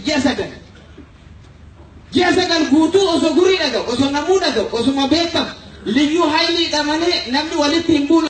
Waliin jirruuf waan jechuu barbaanne waliin jechuudhaafi haalli daangaa Oromiyaa irra jiruu fi uummata Somaalee fi Oromiyaa jidduu jiran baay'ee waan nama dinqisiisanii fi waan silaa namni kana moosanii miti jedha wanta haasa'amaa jiruu fi wanta dubbatamaa jiru wanti itti raawwatamaa jiruu fi wanti itti godhamaa itti deemaa jiru immoo waan nama dinqisiisudha.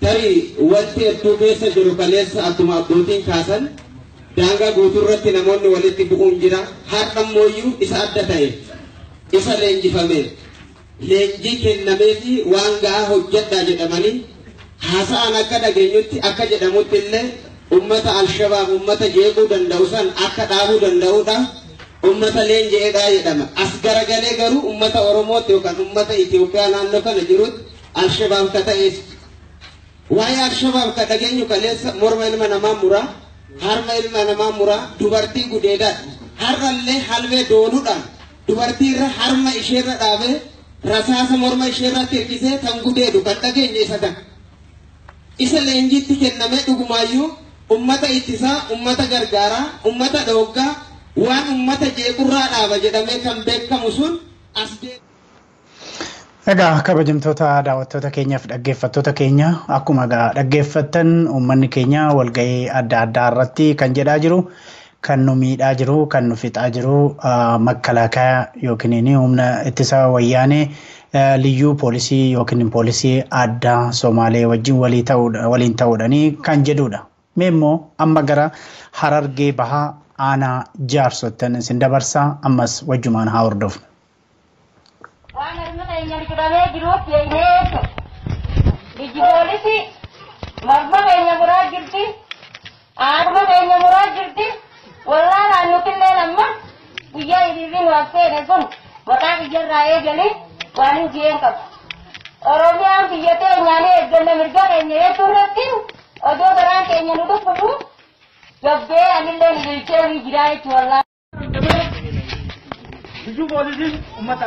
Bijaita jaarame bidin umat oromo fitu dab jaarame bidin lidu polisi firador kuda rabaha uda kam motumani no lidu polisi jitu jaru kabudi firador kuda ngin pizon kan jito ha firador kina lidu polisi mukuna mane amul kuda lidu polisi kina lidu radam namma bata bijal jo merta ne kan bolai आप भी लगा देंगे इंतजार करते हैं जिसको पॉलिसी पर ऐसा हमारे ज़्यादा कुछ हो रहा है दूसरे से ऊपर बात रहा है जिसको पॉलिसी वाले जनता जिन्हें नहीं पता तुम्हारे वल्लाह बेवजह माइक जिसको पॉलिसी को कुछ हमें नहीं पता तुम्हारे नाम हमारा तो हाथ तो कान जिसकी पॉलिसी और ये नमाज का मुताबिक जा रहा है ये नमाज तो और नमाज का मुताबिक जा रहा है रफा खाने वाली वान कम नो उम्मत अच्छे तुम जुड़े नहीं कर जाते तकलीफ है या होता है दोनों का बहुत मान आइए मनो का नो का वही ने अम्मा जाने मुझे क्यों जाने का ये वान चला दी ना बहुत तो नुकसान का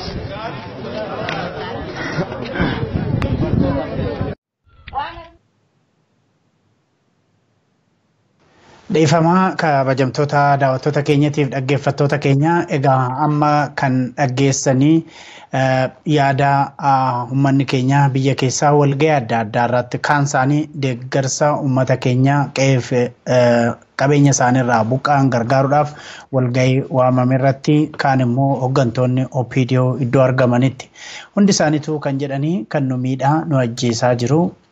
Makalaakaa yookiin immoo raayyaa ittisa biyyaa kan mootummaa wayyaaniiti. Isas immoo kan gargaaraa jiru. Isaan kan gargaaraa jiran immoo liyyuu poolisii yookiin poolisii addaa naannoo Somaaleeti. Isaantu nutti bobbaasee kan jedhudha. Mee immoo jidduutti boqonnaa xiqqoo ishee fudhannaa Farhaan Abdulsalaam yoo sirba gabaabaa isaa nuu qopheesse jidduutti sirba sanaa wajjin turuudhaan immoo sagantaa keenya sittaanutti darbinaa Yihun Ingidaa mil'uu tibbanaa kan jedhu sagantaa isaa qabatee dhiyaata. Amma sirba gabaabaadhaan xinnoo ishee boqonnaa fudhannaa ammas nu wajjin turaan jedha.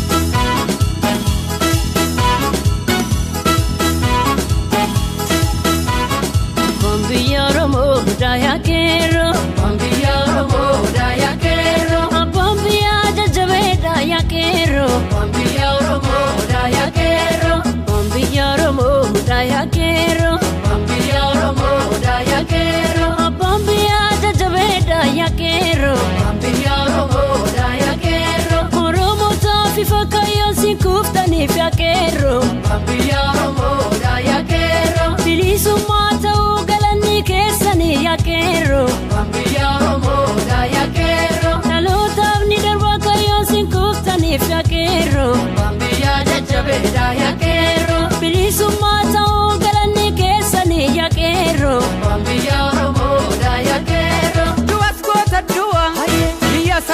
macha goota kaa oromoon jabaa jabaa galcha hin sodaanne diina kaasar kuma duwwaan dhiigna abbaa lola'uus kuma abbaa ilmaan jedha qeerroon biyya oromoo daaya qeerroon wobsinee ni ga'a jarroobsan beekanii wobsinee ni ga'a jarroobsan beekanii mirga namaan tuqne kan kee maaf tuqanii ajjeesin gaddiiniif kan mirga kee dhiibu baasi gumaa goota alagaanaa jilu jedha qeerroon biyya oromoo daaya qeerroon.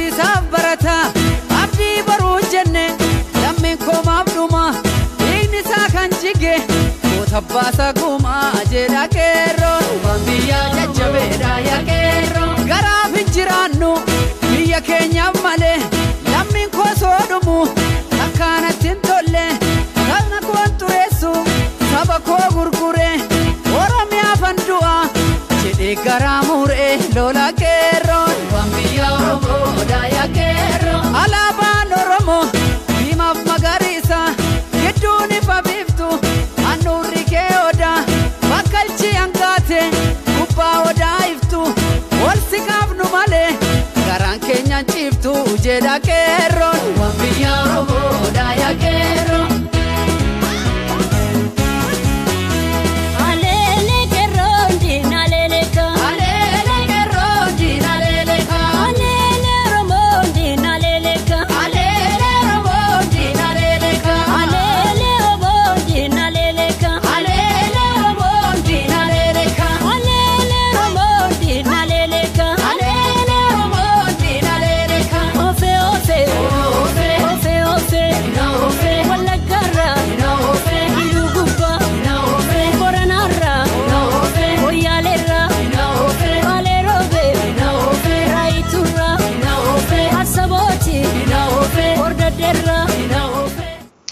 Kabajamtoota daawwattoota keenya viidiyoo namoota hedduu boochisee gaddisiise tokko amma kanatti aansinee dhiyeessina.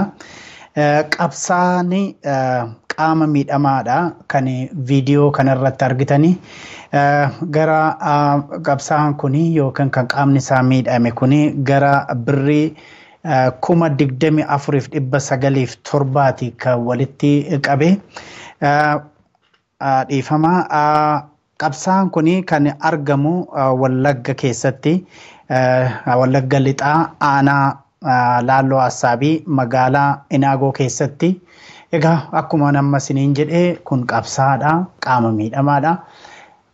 Ummata keenya mootummaa wayyaanee abdiilee wajjin walii galuudhaan qe'eef qabeenya isaarraa buqqisee gargaaruudhaa fi qaama miidhamaan kun kan maallaqaa walitti qabaa jiru yookiin walitti qabe gara 24,000 oliiti kan inni argamu gara Wallaggaa lixaatti jechaadha.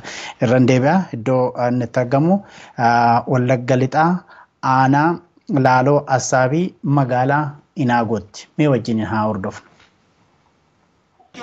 Dhugaa keessan kan barbaadan lammii keessan kan barbaadan dhiiga Oromoo kan barbaadan gargaarsa obbolaa keessaniif ergaa gargaarsa obbolaa keessaniif kennaa lammii keessaniif kennaa an kennaan jira wareegama lammii Oromoo tibbaa daangaan keenyaan qabu dhugaan keenyaan badu Oromoon gurguru lammiin nu keessa taa'e lammiin gurguru inni kaleessa lammii gurgurtu nu keessaa deebi dhiiga lammii Oromootti deebi'een jiraan.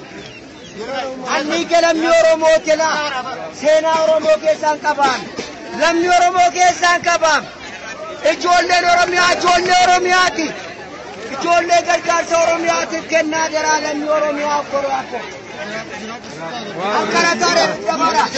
Harrasaa dabarsaa kana miilla sheelaa kanaan dabarsaaman ati kaleessa warri abbaa garaa taatanii warri bokkaa jaatti eessanii warri lafa gurgurtanii warri mana cuftanii warri gammoojjii dabaltanii deebi'aa iddoo keessatti deebi'aa nu dhiiga keenya wareegama lubbuu qabnu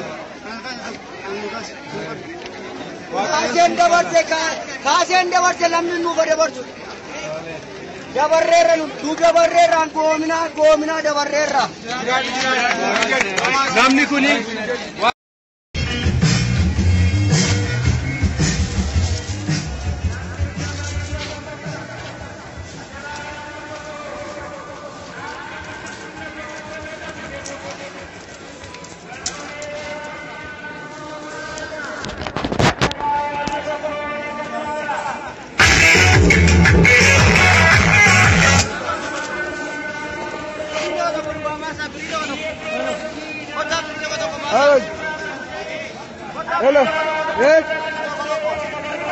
Hello. Lammi gaaddisa, lammi qoricha, lammi hirkoodha, nuti walii da'oodha.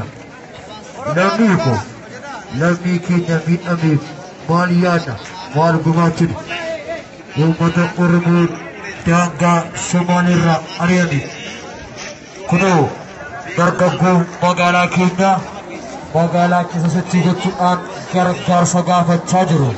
Nutoo qaamni lammiitti dhaga'amurraan kan ka'e deeggarsa gochaa jirraadha. Kanaafuu xiqqaa guddaa beekaa wallaalaa osoo turiin qaama lammii qabu martinuu deeggarsa barbaachisuma haa goonu. Eeyyee baankiin hojii gamtaa Oromiyaa quuqamaaf sabboonummaan itti dhaga'amurraa kan ka'e keessaaf bakkiidhaan qarshii miiliyoona 57 isaa ol arjoomee jira. Ammas waadaa kan nuufsanii jiru ta'ee argameera. Kanaaf nutis gama keenyaan deeggarsa barbaachisu mara lammii keenya Oromoo lafa isaarraa buqqeef haa gumaachinu.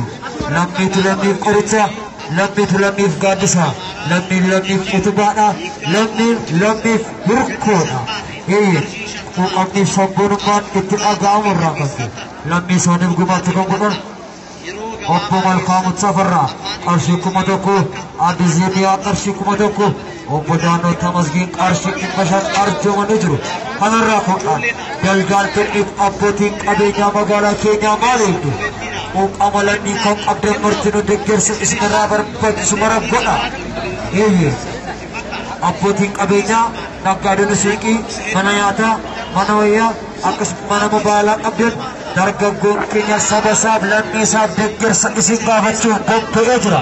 Kanaaf gumaacha isinirraa barbaachisu maraa akka gootan gamanaan isin waamaa gamanaan isin afeeru.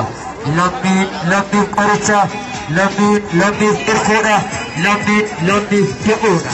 Waliif hadhimminu, waliif ayyaannu gargaarsa nu gaafata gartokkeen qaama keenya har'a gargaaruu baannaan. Egaa kabajamtoota daawwattoota keenyatiif kabajamtoota keenya bifa kanaan ture qabsaan qaama miidhamaan kunii fi qeerroowwan magaalaa Wallaggaa Lixaa kan gargaarsa uummata keenyaa qeedhaa fi qabeenya isaanirraa buqqaanii kan gargaaruudhaaf yaalii godhaa jiranii. Egaa gargaarsa nama qaamni isaa miidhame kana qabsaa kanaan gaggeeffamu irratti amma riipoortii qabnutti gara 24,907 kan argame. Wanti kunis kan adeeme Wallagga Lixaa aanaa Laaloo Saabii magaalaa Inaagootti. Egaa kabajamtoota daawwattoota keenyaa hundumtuu lammiif lammiidha jechuudhaan Oromoon biyya alaatis biyya keessattis waan danda'ame hundumaa godhaati jira. Dhugaadhumatti wanti qabsaan qaamni isaa miidhame godhaa jiru kun kan hedduu nama boonsudha. Asis gara biyya alaati immoo maal godhaa jiru kan jedhuu fi yeroo ammaa kana namni tokko tarii kan malaaluudhaan ta'anatti fakkaata. Yeroo darbee akkasuma asirratti dhiyaachuudhaan intarviiyuu godhanii turanii gaafa sanbata duraa dheengadda jechaadhaan walgahii godhatanii warra qe'eef qabeenya isaanirraa buqqaaniif gargaarsa akka walitti qabanidha. Hawaasa isaanii wajjin ta'uudhaan jechaadhaan magaalaa Winnipeg Kaanaadaa keessatti. Mee waan isaan jedhan dhaggeeffanneet gara qophii keenya sattaa nutti dabarraa nu wajjin tura. Hello. Hello gargaarsa godhaa jirrutti milkoofnee kanan beeksisuu barbaada jettanii bilbiltanii mee waan argaa dabarsuu barbaaddanii kunoo karaan isiniif galakkiseera. Galatoomi dajane duraan dursa maqaan kiyya Mustafaa Muuseeti akkuma dheengadda paanaal irratti wa'ada galleen saftii dabarte Septembar guyyaa 23 hawaasni Oromoo Winnipeg xiqqaannullee wal geenyee saba keenya kan lafa isaanirraa buqqaaniif gargaarsa gumaachinee jirra. Akkuma atuu beektugaa Winnipeg magaalaa xiqqoodha. Magaalaa xiqqoollee odoo ta'in namni Oromoo hedduu keessa hin jiru. Namoonni walgahan garuu warra lafee jabaatan waan ta'aniif gargaarsa doolaara Kanadaadhaa 9,000 gumaachanii jiranii. Kanarratti yeroo qabaadde waan miseensa keenya tokko godheen itti dabaluu barbaade. Hayyee itti fufi. Intalli tuni abbaa manaatii wajjin gargaarsaaf dhufanii abbaa manaatii dhiisiinis gargaarsa maallaqaa eega buusan booda toora doolaara 7,000 kana gizee geenyu hin geenye maallaqni kun ol ka'uu qaba jettee biraasleeta dahabaa harka isiitirraa baastee biraasleeta dahabaa kaarata 21 harka isiirraa baastee calbaasirra kaayaa jettee qalbaasii sadiin maallaqni hanga doolaara 9,000 ol ka'uu danda'e jechuudha. So tokkummaan uummanni Oromoodhaa agarsiisaa jiru kuni akka miseensonni hawaasa keenyaa walgeessan irratti argaman jedhanitti tokkummaa uummata Oromoo bara 1991 nu yaadachiisa. Akkanumatti itti fufuu qabnaa jaa maqaa qoree gargaarsa kana walitti qabduutiin faamilii san galatoonfachuun barbaada. Hayyama maqaa isaanii dha'uu waan hin irraan fudhatiniif maqaa isaanii dha'uu danda'u laakiin akka saba Oromootti maqaa uummata Oromootiin galatoomii jechuun hin barbaada faamilii kanaaf. Atis galatoomii egaa asumaan yoo karoora gara fuulduraatti wanti beeksiftu jiraate carraan sii kennaa yookaan egaa bilbiltee waan irra geessanii haamilee uummanni keenya achii qabu ibsuu keetiif hedduu galatoomin jedha. Ulfaadhu dajane wanni biraa wanni itti dhaammadhu particularly hin jirtu hawaasni keenya gargaarsi keenya uummata Oromoodhaa kan lafa isaanirraa buqqa'eef goonu kaduraatii miti hamacarrashaatii miti itti fufaa isin bira jirraa saba keenya jajjabaadhaa wal jajjabeessaa jedhanii qeeroon biyyaatis kan saba gargaaraa jiran hedduu gammadanii jiranii especially karaa keessaatiin warri nu qunnamaa turtan ijoolleen naannawa Ciroo Doobbaa Mi'eessoo Awwadaay ulfaadhaa jennaani daqiiqaa murtaawaa duraan wajjin haasawaa ture ijoollee Ciroo tan baqattoota hiraata nyaachisaa jirtu kanumaanillee ulfaadhaa galatoomaa isin bira jirraa jechuun barbaadate jenne. Hedduu galatoomii Winnipeg irraayi Kaanaadaadha. Hedduu galatoomii yeroo biraa walitti deebinaa nagaan nu ture. Egaa kabajamtoota daawwattoota keenya biyya alaatis gargaarsi bifa kanaan iddoo garaagaraatti adeemsifamaati jira. Egaa akkuma immoo biyya keessaa dhageenyutti keessattuu dargaggoonni keenya warra qabeenya isaanirraa buqqaan gargaarsa walitti qabuudhaan iddoo isaan jiranitti dhaqanii nyaata qopheessuudhaafin akkasumas waan isaan uffataniif dhimmoota biraatiin gargaaraa jiru. Hedduu galatoomaa jenna keessattuu qeerroo Oromiyaaf walumaa galatti immoo uummata keenya biyya keessa jiru. Egaa qophiin keenya haala yeroo Oromiyaa irratti xiyyeeffatee dhiyaachaa jiru kanarraa itti fufa. Amma kanatti aansinee Yihun Ingidaa Mil'uu Tibbanaa mata duree jedhuuni qophiinni qopheessatti isin dabarsina. Ammas turtiin keessan nu wajjin haa ta'uun jedha.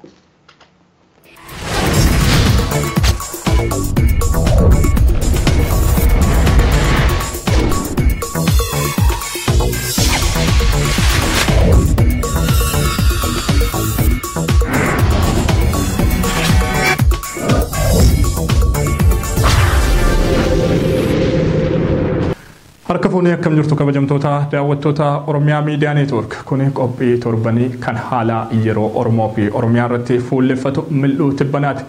Qophii Mil'uu Tibbanaa keenya har'aatiin haalli qabatamaa yeroo ammaa Oromoo fi Oromiyaan keessa jiran maal fakkaata waan jedhu bal'inaan kan ilaallu ta'a. Dhimmoonni ijoon torban kana keessa xiyyeeffannoo argatan qophii keenya har'aatiin ni ilaalamu. Qophicha kan isin biraan ga'uun Yihun Ingidaati. Gama ogummaa kaameraatiin immoo Abdii Jamaaltu nu faana jira. Isinis hanga xumuraa sagantaa keenyaatti nu faana taasisaniin jenna. Dhimmi keenya inni jalqabaa aadaa fi duudhaa uummata Oromoo sirna yookaan calaqqee hariiroo uumaa fi uumamaa gidduu jiru irreecha irratti fuulleffata. Ayyaanni irreechaa kan bara 2017 kabajamuuf yeroon torban tokko hin caalle afeera. Yeroo guyyoonni muraasni hafaniif kanattis ammoo kabaja ayyaana irreechaa bara kanaatii fi akkasumas taateewwan kabaja ayyaana irreechaa bara darbee irratti fuulleffatan ilaalchisuun ibsi garaagaraa qaamolee adda addaatiin tibbana bal'inaan ba'aa turaniiru. Qaamolee kabaja ayyaana irreechaa bara darbee irratti dhumaatii yookaan gaaga'ama lubbuu mudate ilaalchisuun ibsa baasan keessaa immoo gareen mirgoota dhala namaaf falmu Human Rights Watch isa tokkodha. Human Rights Watch dhumaatii irreechaa bara 2016 ilaalchisuun tibbanaa ibsa bal'aa baaseen ayyaanicha irratti lubbuun namoota dhibbootaan lakkaa'amanii tarkaanfii humnoonni tikaa mootummaa Itoophiyaa fudhataniin gaaga'amuusaa ifatti kaa'eera.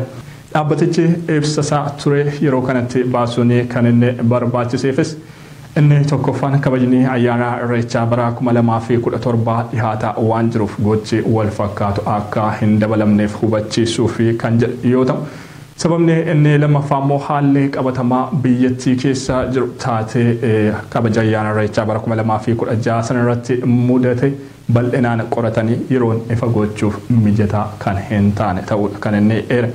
Guutuun ibsa kana maal fakkaata maal kan of keessatti hammatedha kan jedhu irratti gabaabinaan waan qopheeffannee qabna daawwannee walitti adeemnu.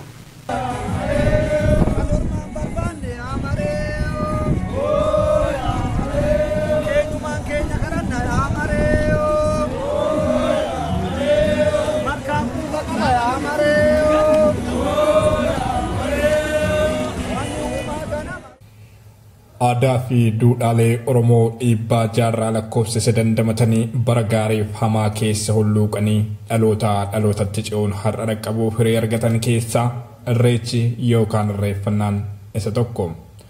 Irreechi calaqqee hariiroo uumaa fi uumamaa kan Oromoon malkaa bu'ee gaara ba'ee tokkummaan uumamaa harka waaqaa dinqisiifachuun uumaasaa itti galateeffatu rakkoolee isa mudataniin keessa lufuuf waaqasaa itti kadhatu. Mallattoo eenyummaa Oromootiin.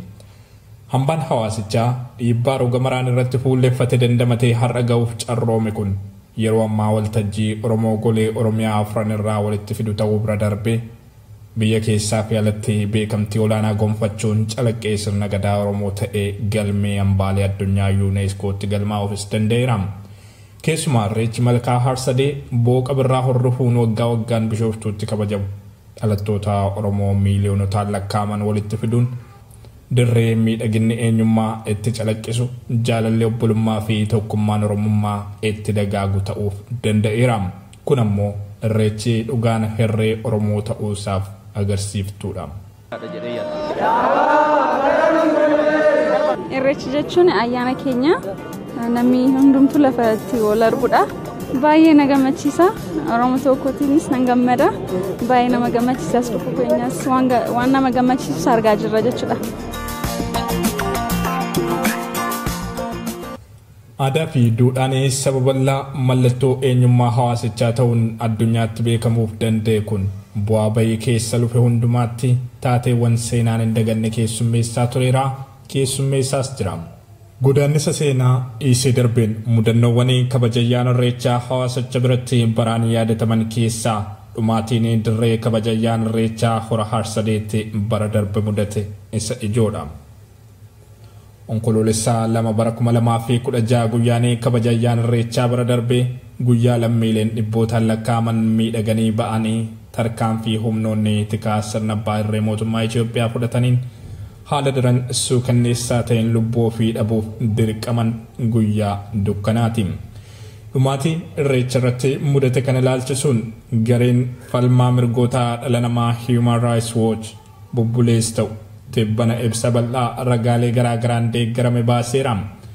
Bu'uura ibsa Human Rights Watch kanaan lammiileen dhibbootaan lakkaa'aman tarkaanfii humnoonni tikaa mootummaa fudhataniin kuun rasaasaan rukutamanii kunis du'a jalaa dheessuuf wayita yaalanitti qeleetti nam'uun haala daran gaddisiisaa ta'een dhumaniiru.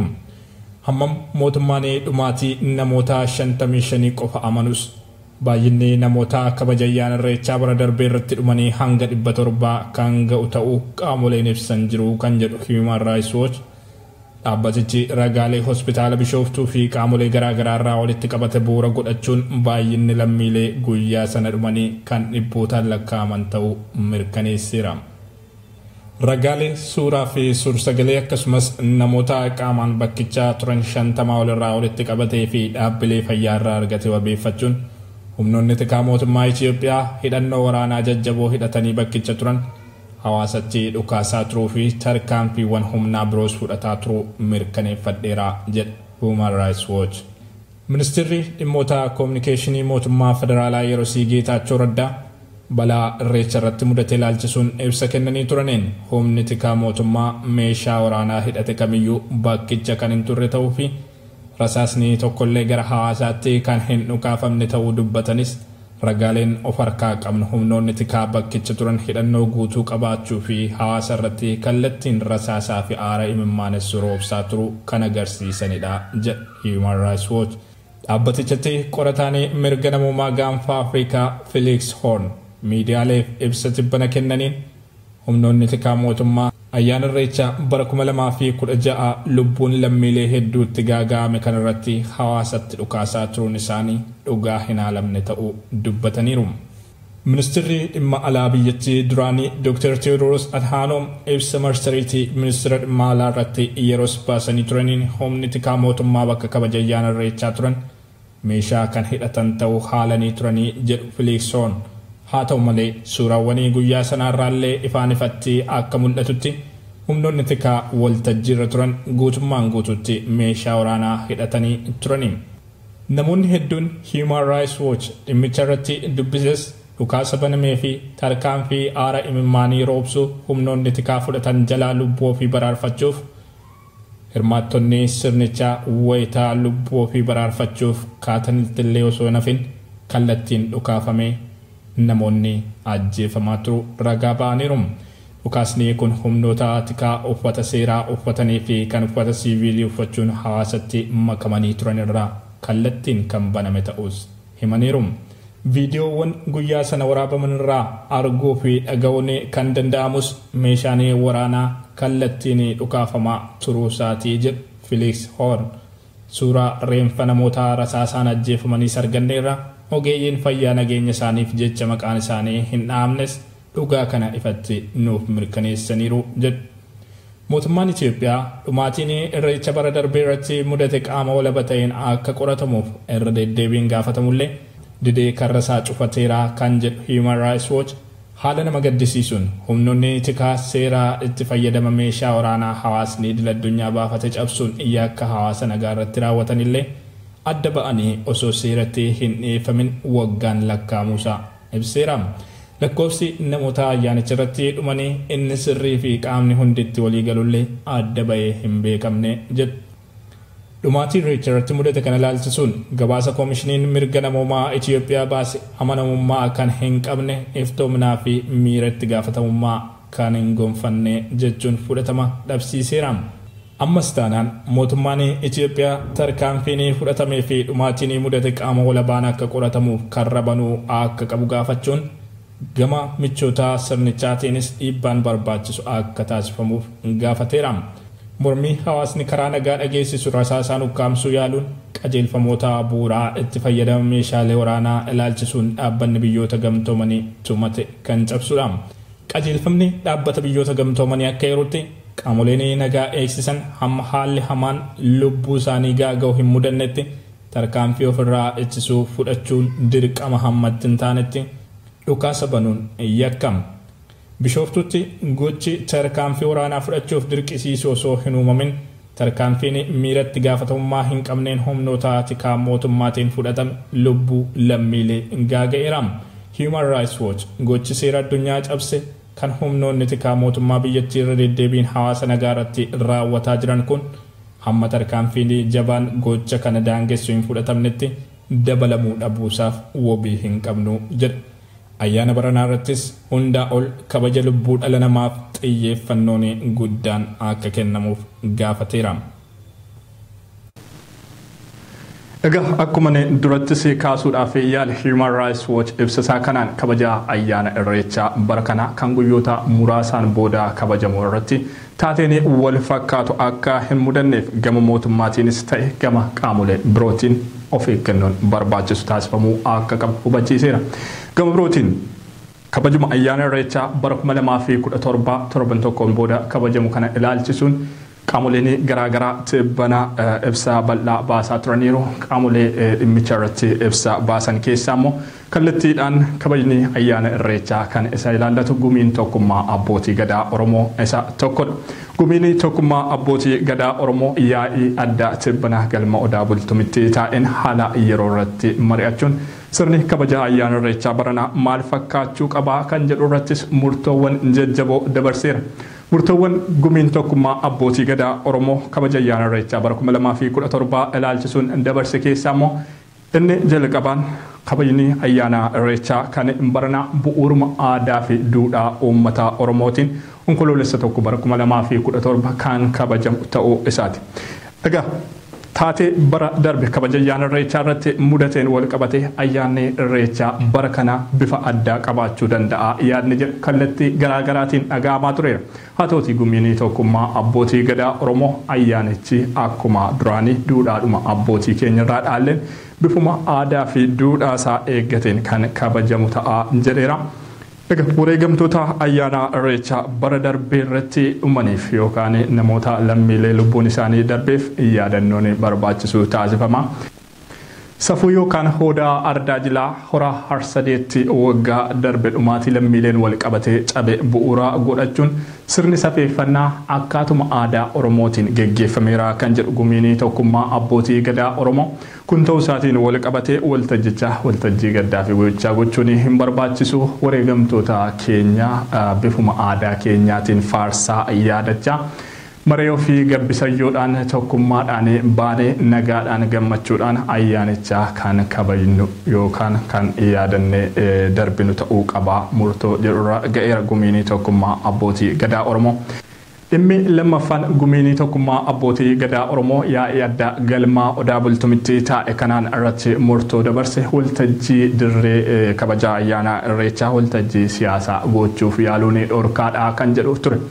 Egaa yeroo dhihoodhaa as mootummaan yeroo garaagaraatti waltajjii kabajaa ayyaana irreechaa fi qophaa waltajjii siyaasaa itti labsatu godhee fayyadamaa tureera. Gama birootiin qaamoleen garaagaraas waltajjii ilaalcha siyaasaa yaada siyaasaa ofiitti calaqqisiifatan godhanii fayyadamaa turaniiru kan jedhu gumiinii tokkummaa abbootii gadaa Oromoo. Irreechi dirree aadaa fi duudhaan uummata Oromoo qofti irratti calaqqisuudha. Dirree siyaasa dhuunfaa keessummeessu miti. Kanaafis gocha akkasiirraa of qusachuun akka barbaachisu gama mootummaatiinis ta'e gama qaamolee birootiin dhimmi kun dhaabbachuu akka qabu murteesseera. Murtoonni inni sadaffaa fi inni jabaan gumiinii tokkummaa abbootii gadaa Oromoo yaa'ii addaa galma odaa bultumitti tibbanaa taa'een dabarse dhimma humnoota tikaa mootummaa Itiyoophiyaatiin wal qabatudha. Gumiin tokkummaa abbootii gadaa Oromoo humni tikaa mootummaa Itiyoophiyaa kan meeshaa waraanaa hidhate kamiyyuu bakka sanatti argamu akka hin qabneef murtoo dabarseera. Egaa kabaja ayyaana irreechaa bara darbe irratti humnoonni tikaa sadarkaa olaanaadhaan hidhatan baay'inaan Bishooftuu fi bakka kabaja ayyaana irreechaa qubatanii turuun isaanii ni yaadatama. Meeshaalee waraanaa jajjaboo hidhataniinis hawaasa irratti ramarsanii doorsisaa fi tasgabbiidhaan akka uummanni ayyaanichaa hin kabajne gochaa turaniiru. Gochi kun helikooптera waraanaatiin illee kan deeggarame ture. Gochi akkasii nageenya hawaasaa kan booressu akkasumas dhumaatii lammiileetiif sababa kan ta'u waan ta'eef hatattamaan dhaabbachuu qaba.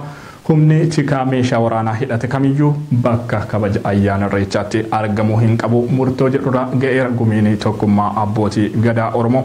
Mootummaan humnoota tikaasaa akka ittifatu hawaasni nageenya isaa ofumaan dammaqinaan akka tikfatu bakka barbaachisaa ta'etti immoo bu'uuruma sirna gadaa Oromootiin foolleen Oromoo ramadamuun nageenya hawaasaa kan tiksan ta'uu gumiin kun kan inni beeksise. Qabxiin inni xumuraa gumiinii tokkummaa abbootii gadaa irratti fuulleffate dhimma siidaa yaadannoo wareegamtoota kabaja ayyaana irreechaaf yaadame magaalaa Bishooftuutti dhaabbate irratti siidaan kun egaa guyyaa dhaabamuunsaa yookaan eebbifamuun ifa ta'erraa eegalee kallattii garaagaraatiin mormii hawaasaa keessummeessaa tureera. Bakki siidaan sun irraa qubate akkasumas immoo barreeffamni siidaa sanarratti katabame seenaa wareegamtoota kabaja ayyaana irreechaa bara 2016 kan hin ibsine ta'uusaatiin wal qabate mormiin dhaga'amaa ture salphaa miti. Ammas mormiin kun ammuma akkuma itti fufettee jira. Gumiinii tokkummaa abbootii gadaa Oromoos keessumaa barreeffamni siidaa kanarratti katabame seenaa wareegamtoota kabajamaa ayyaana irreechaa bara 2016 irratti dhumanii kan ibsu miti jedheera. Hatattamaan sirrachuu akka qabuufis gaafateera. Dhimmicha irratti biiroo aadaa fi turizimii Oromiyaa waliinis marii bal'aa gochuu kan eeru gumiinii tokkummaa abbootii gadaa Oromoo. Dhimmichi dogoggoraa ta'uun hubatameera. Hatattamaan sirrachuu akka sirratuufis waliigalteerra ga'ameera jedha. Ibsa kanaanis waliigalteen kun hatattamaan hojiitti akka hiikamuuf gaafateera. Gumiin tokkummaa abbootii gadaa Oromoo ibsa tibbana baasee fi yaa'ee addaa galma odaa bultumitti taa'e kanaan kabajni ayyaana irreechaa bara kanaa kan jaalalaa kan tokkummaan Oromoo daranii itti cimee dagaagee mul'atu akka ta'uufis hawwii qabu. Ibseera mil'uun tibbanaa itti dhufa.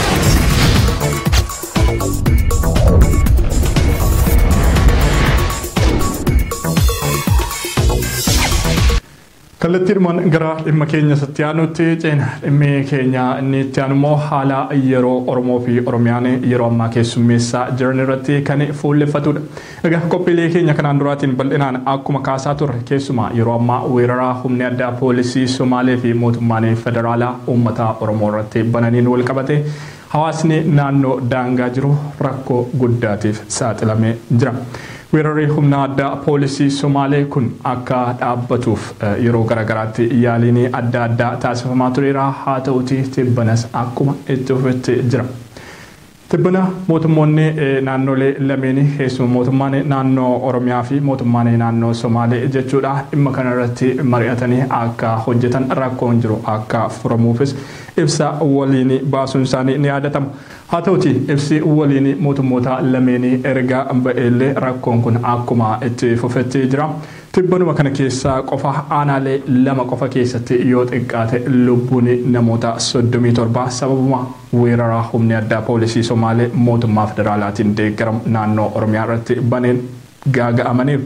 Aanaa Cinaaksan keessatti namoonni 22 guyyoota 3 keessatti wayitaa ajjeefaman 35 kan ta'an madaaniiru manneen 86 ta'an barbadaa'uu isaanii akkasumas qabeenyi hedduun saamamuu fi barbadaa'uu isaa miidiyaaleen kallattii garaagaraatiin gabaasaa turaniiru. Torbanuma dabarsine kana keessaa godina Baalee aanaa Daawwee Qaachanittis namoonni 16 ta'an weeraraa humna addaa poolisii Somaalee fi mootummaa federaalaatiin hawaasa Oromoo irratti fuulleffate kanaan lubbuu isaanii dhabaniiru.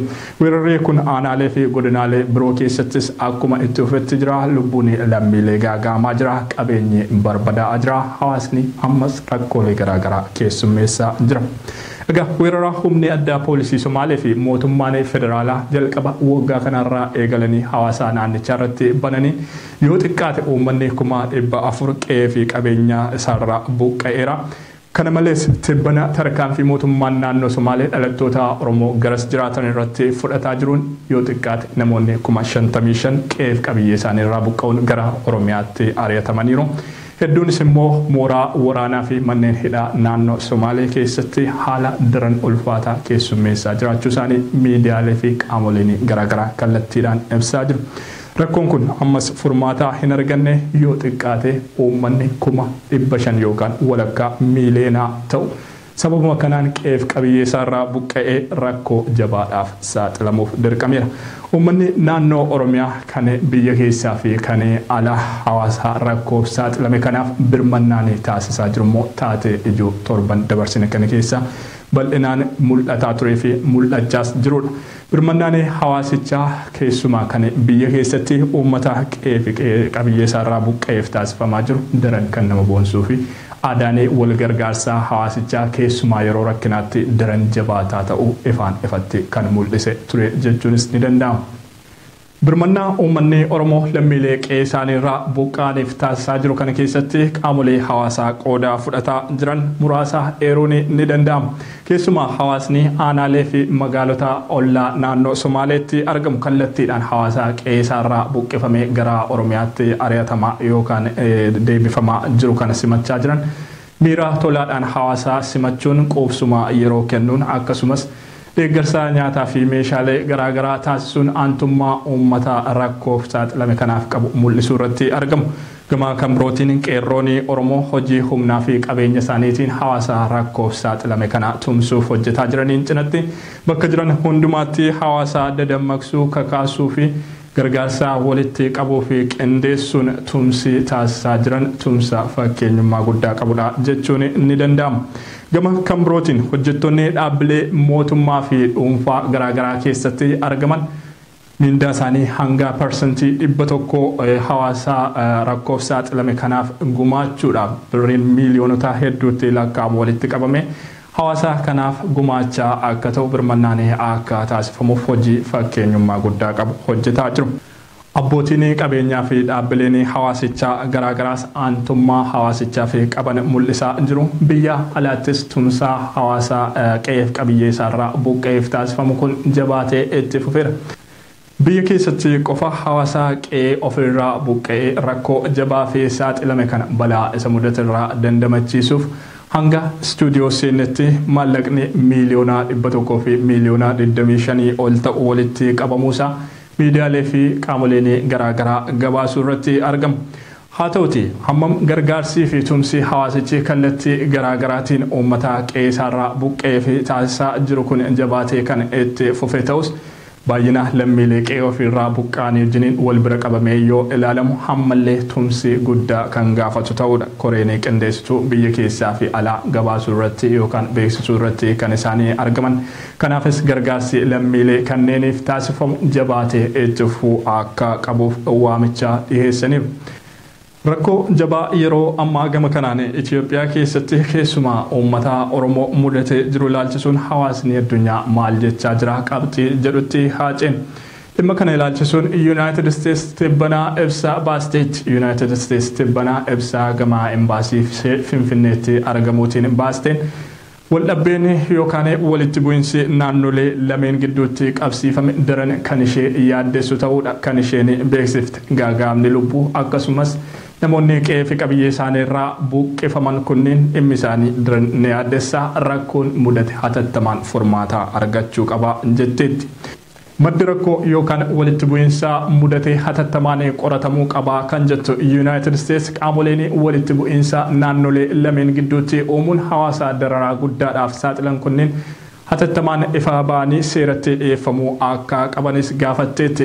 United States gamrootiin mareen siyaasaa qaamaa hunda giddugala godhatee fi hirmaachisee hatattamaan biyyattii keessatti geggeeffamuu akka qabuu fi hojimaanni mootummaas iftoominaa kan uffate akka ta'uuf gaafatteetti. Jaarmiyaalee fi dhaabbileen haqaa fi diimokiraasii biyyattii daran jabaachuu akka qaban akkasumas jijjiiramni qabatamaa fi si'ataa ta'e biyyattii keessatti dhufuu akka qabuuf waamicha dhiyeessiteetti. Egaan daawwattoota keenya qophii keenya mil'uuti banaa har'aatiin dhimmoonni ijoo torban kanaa qabannee dhiyaanne kanneen turani.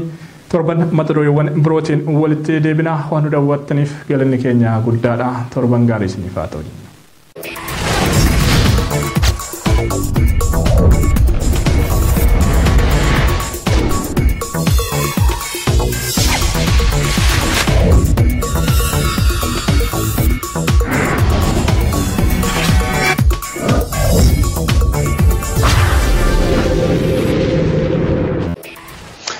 Egaa kabajamtoota daawwattoota keenyatiif dhaggeeffattoota keenya amma ammaatti kan si wajjin turre egaa haala yeroo Oromiyaa irratti qophii adda addaa qopheessuudhaan ture. Baay'een keessan yaadni isin dhiyeessatan keessatti namni Wallagga Lixaa aanaa Laaloo Assaabii magaalaa Inaagoo keessatti qabsaa'anii qaama miidhamaan gara 25,000 ol buusii walitti qabe suni yookiin gargaarsa walitti qabe hedduu dinqisiifannaa hamilee namoota hedduu kan kakaasudha jettaniirtu. Egaa har'aaf qopheessine kanumaan goolabnaa amma ammaatti gama suraaf sagalee editii gochuudhaan yookiin gulaaluudhaan Abdii Jamaalii fi Farhaan Abdulsalaam nu wajjiniin turanii gama teeknikii har'aa jechuunis sududaan tamsaasuudhaan Farhaan Abdulsalaam egaa akkuma yeroo kaanii amma ammaatti na wajjin ture. Egaa yeroo biraa qophii biraatiin walitti deebina hangasittuu nagaan kan isiniin jedhummoo hangama kiyyaan Dajanee Guutamaatii nagaan tura.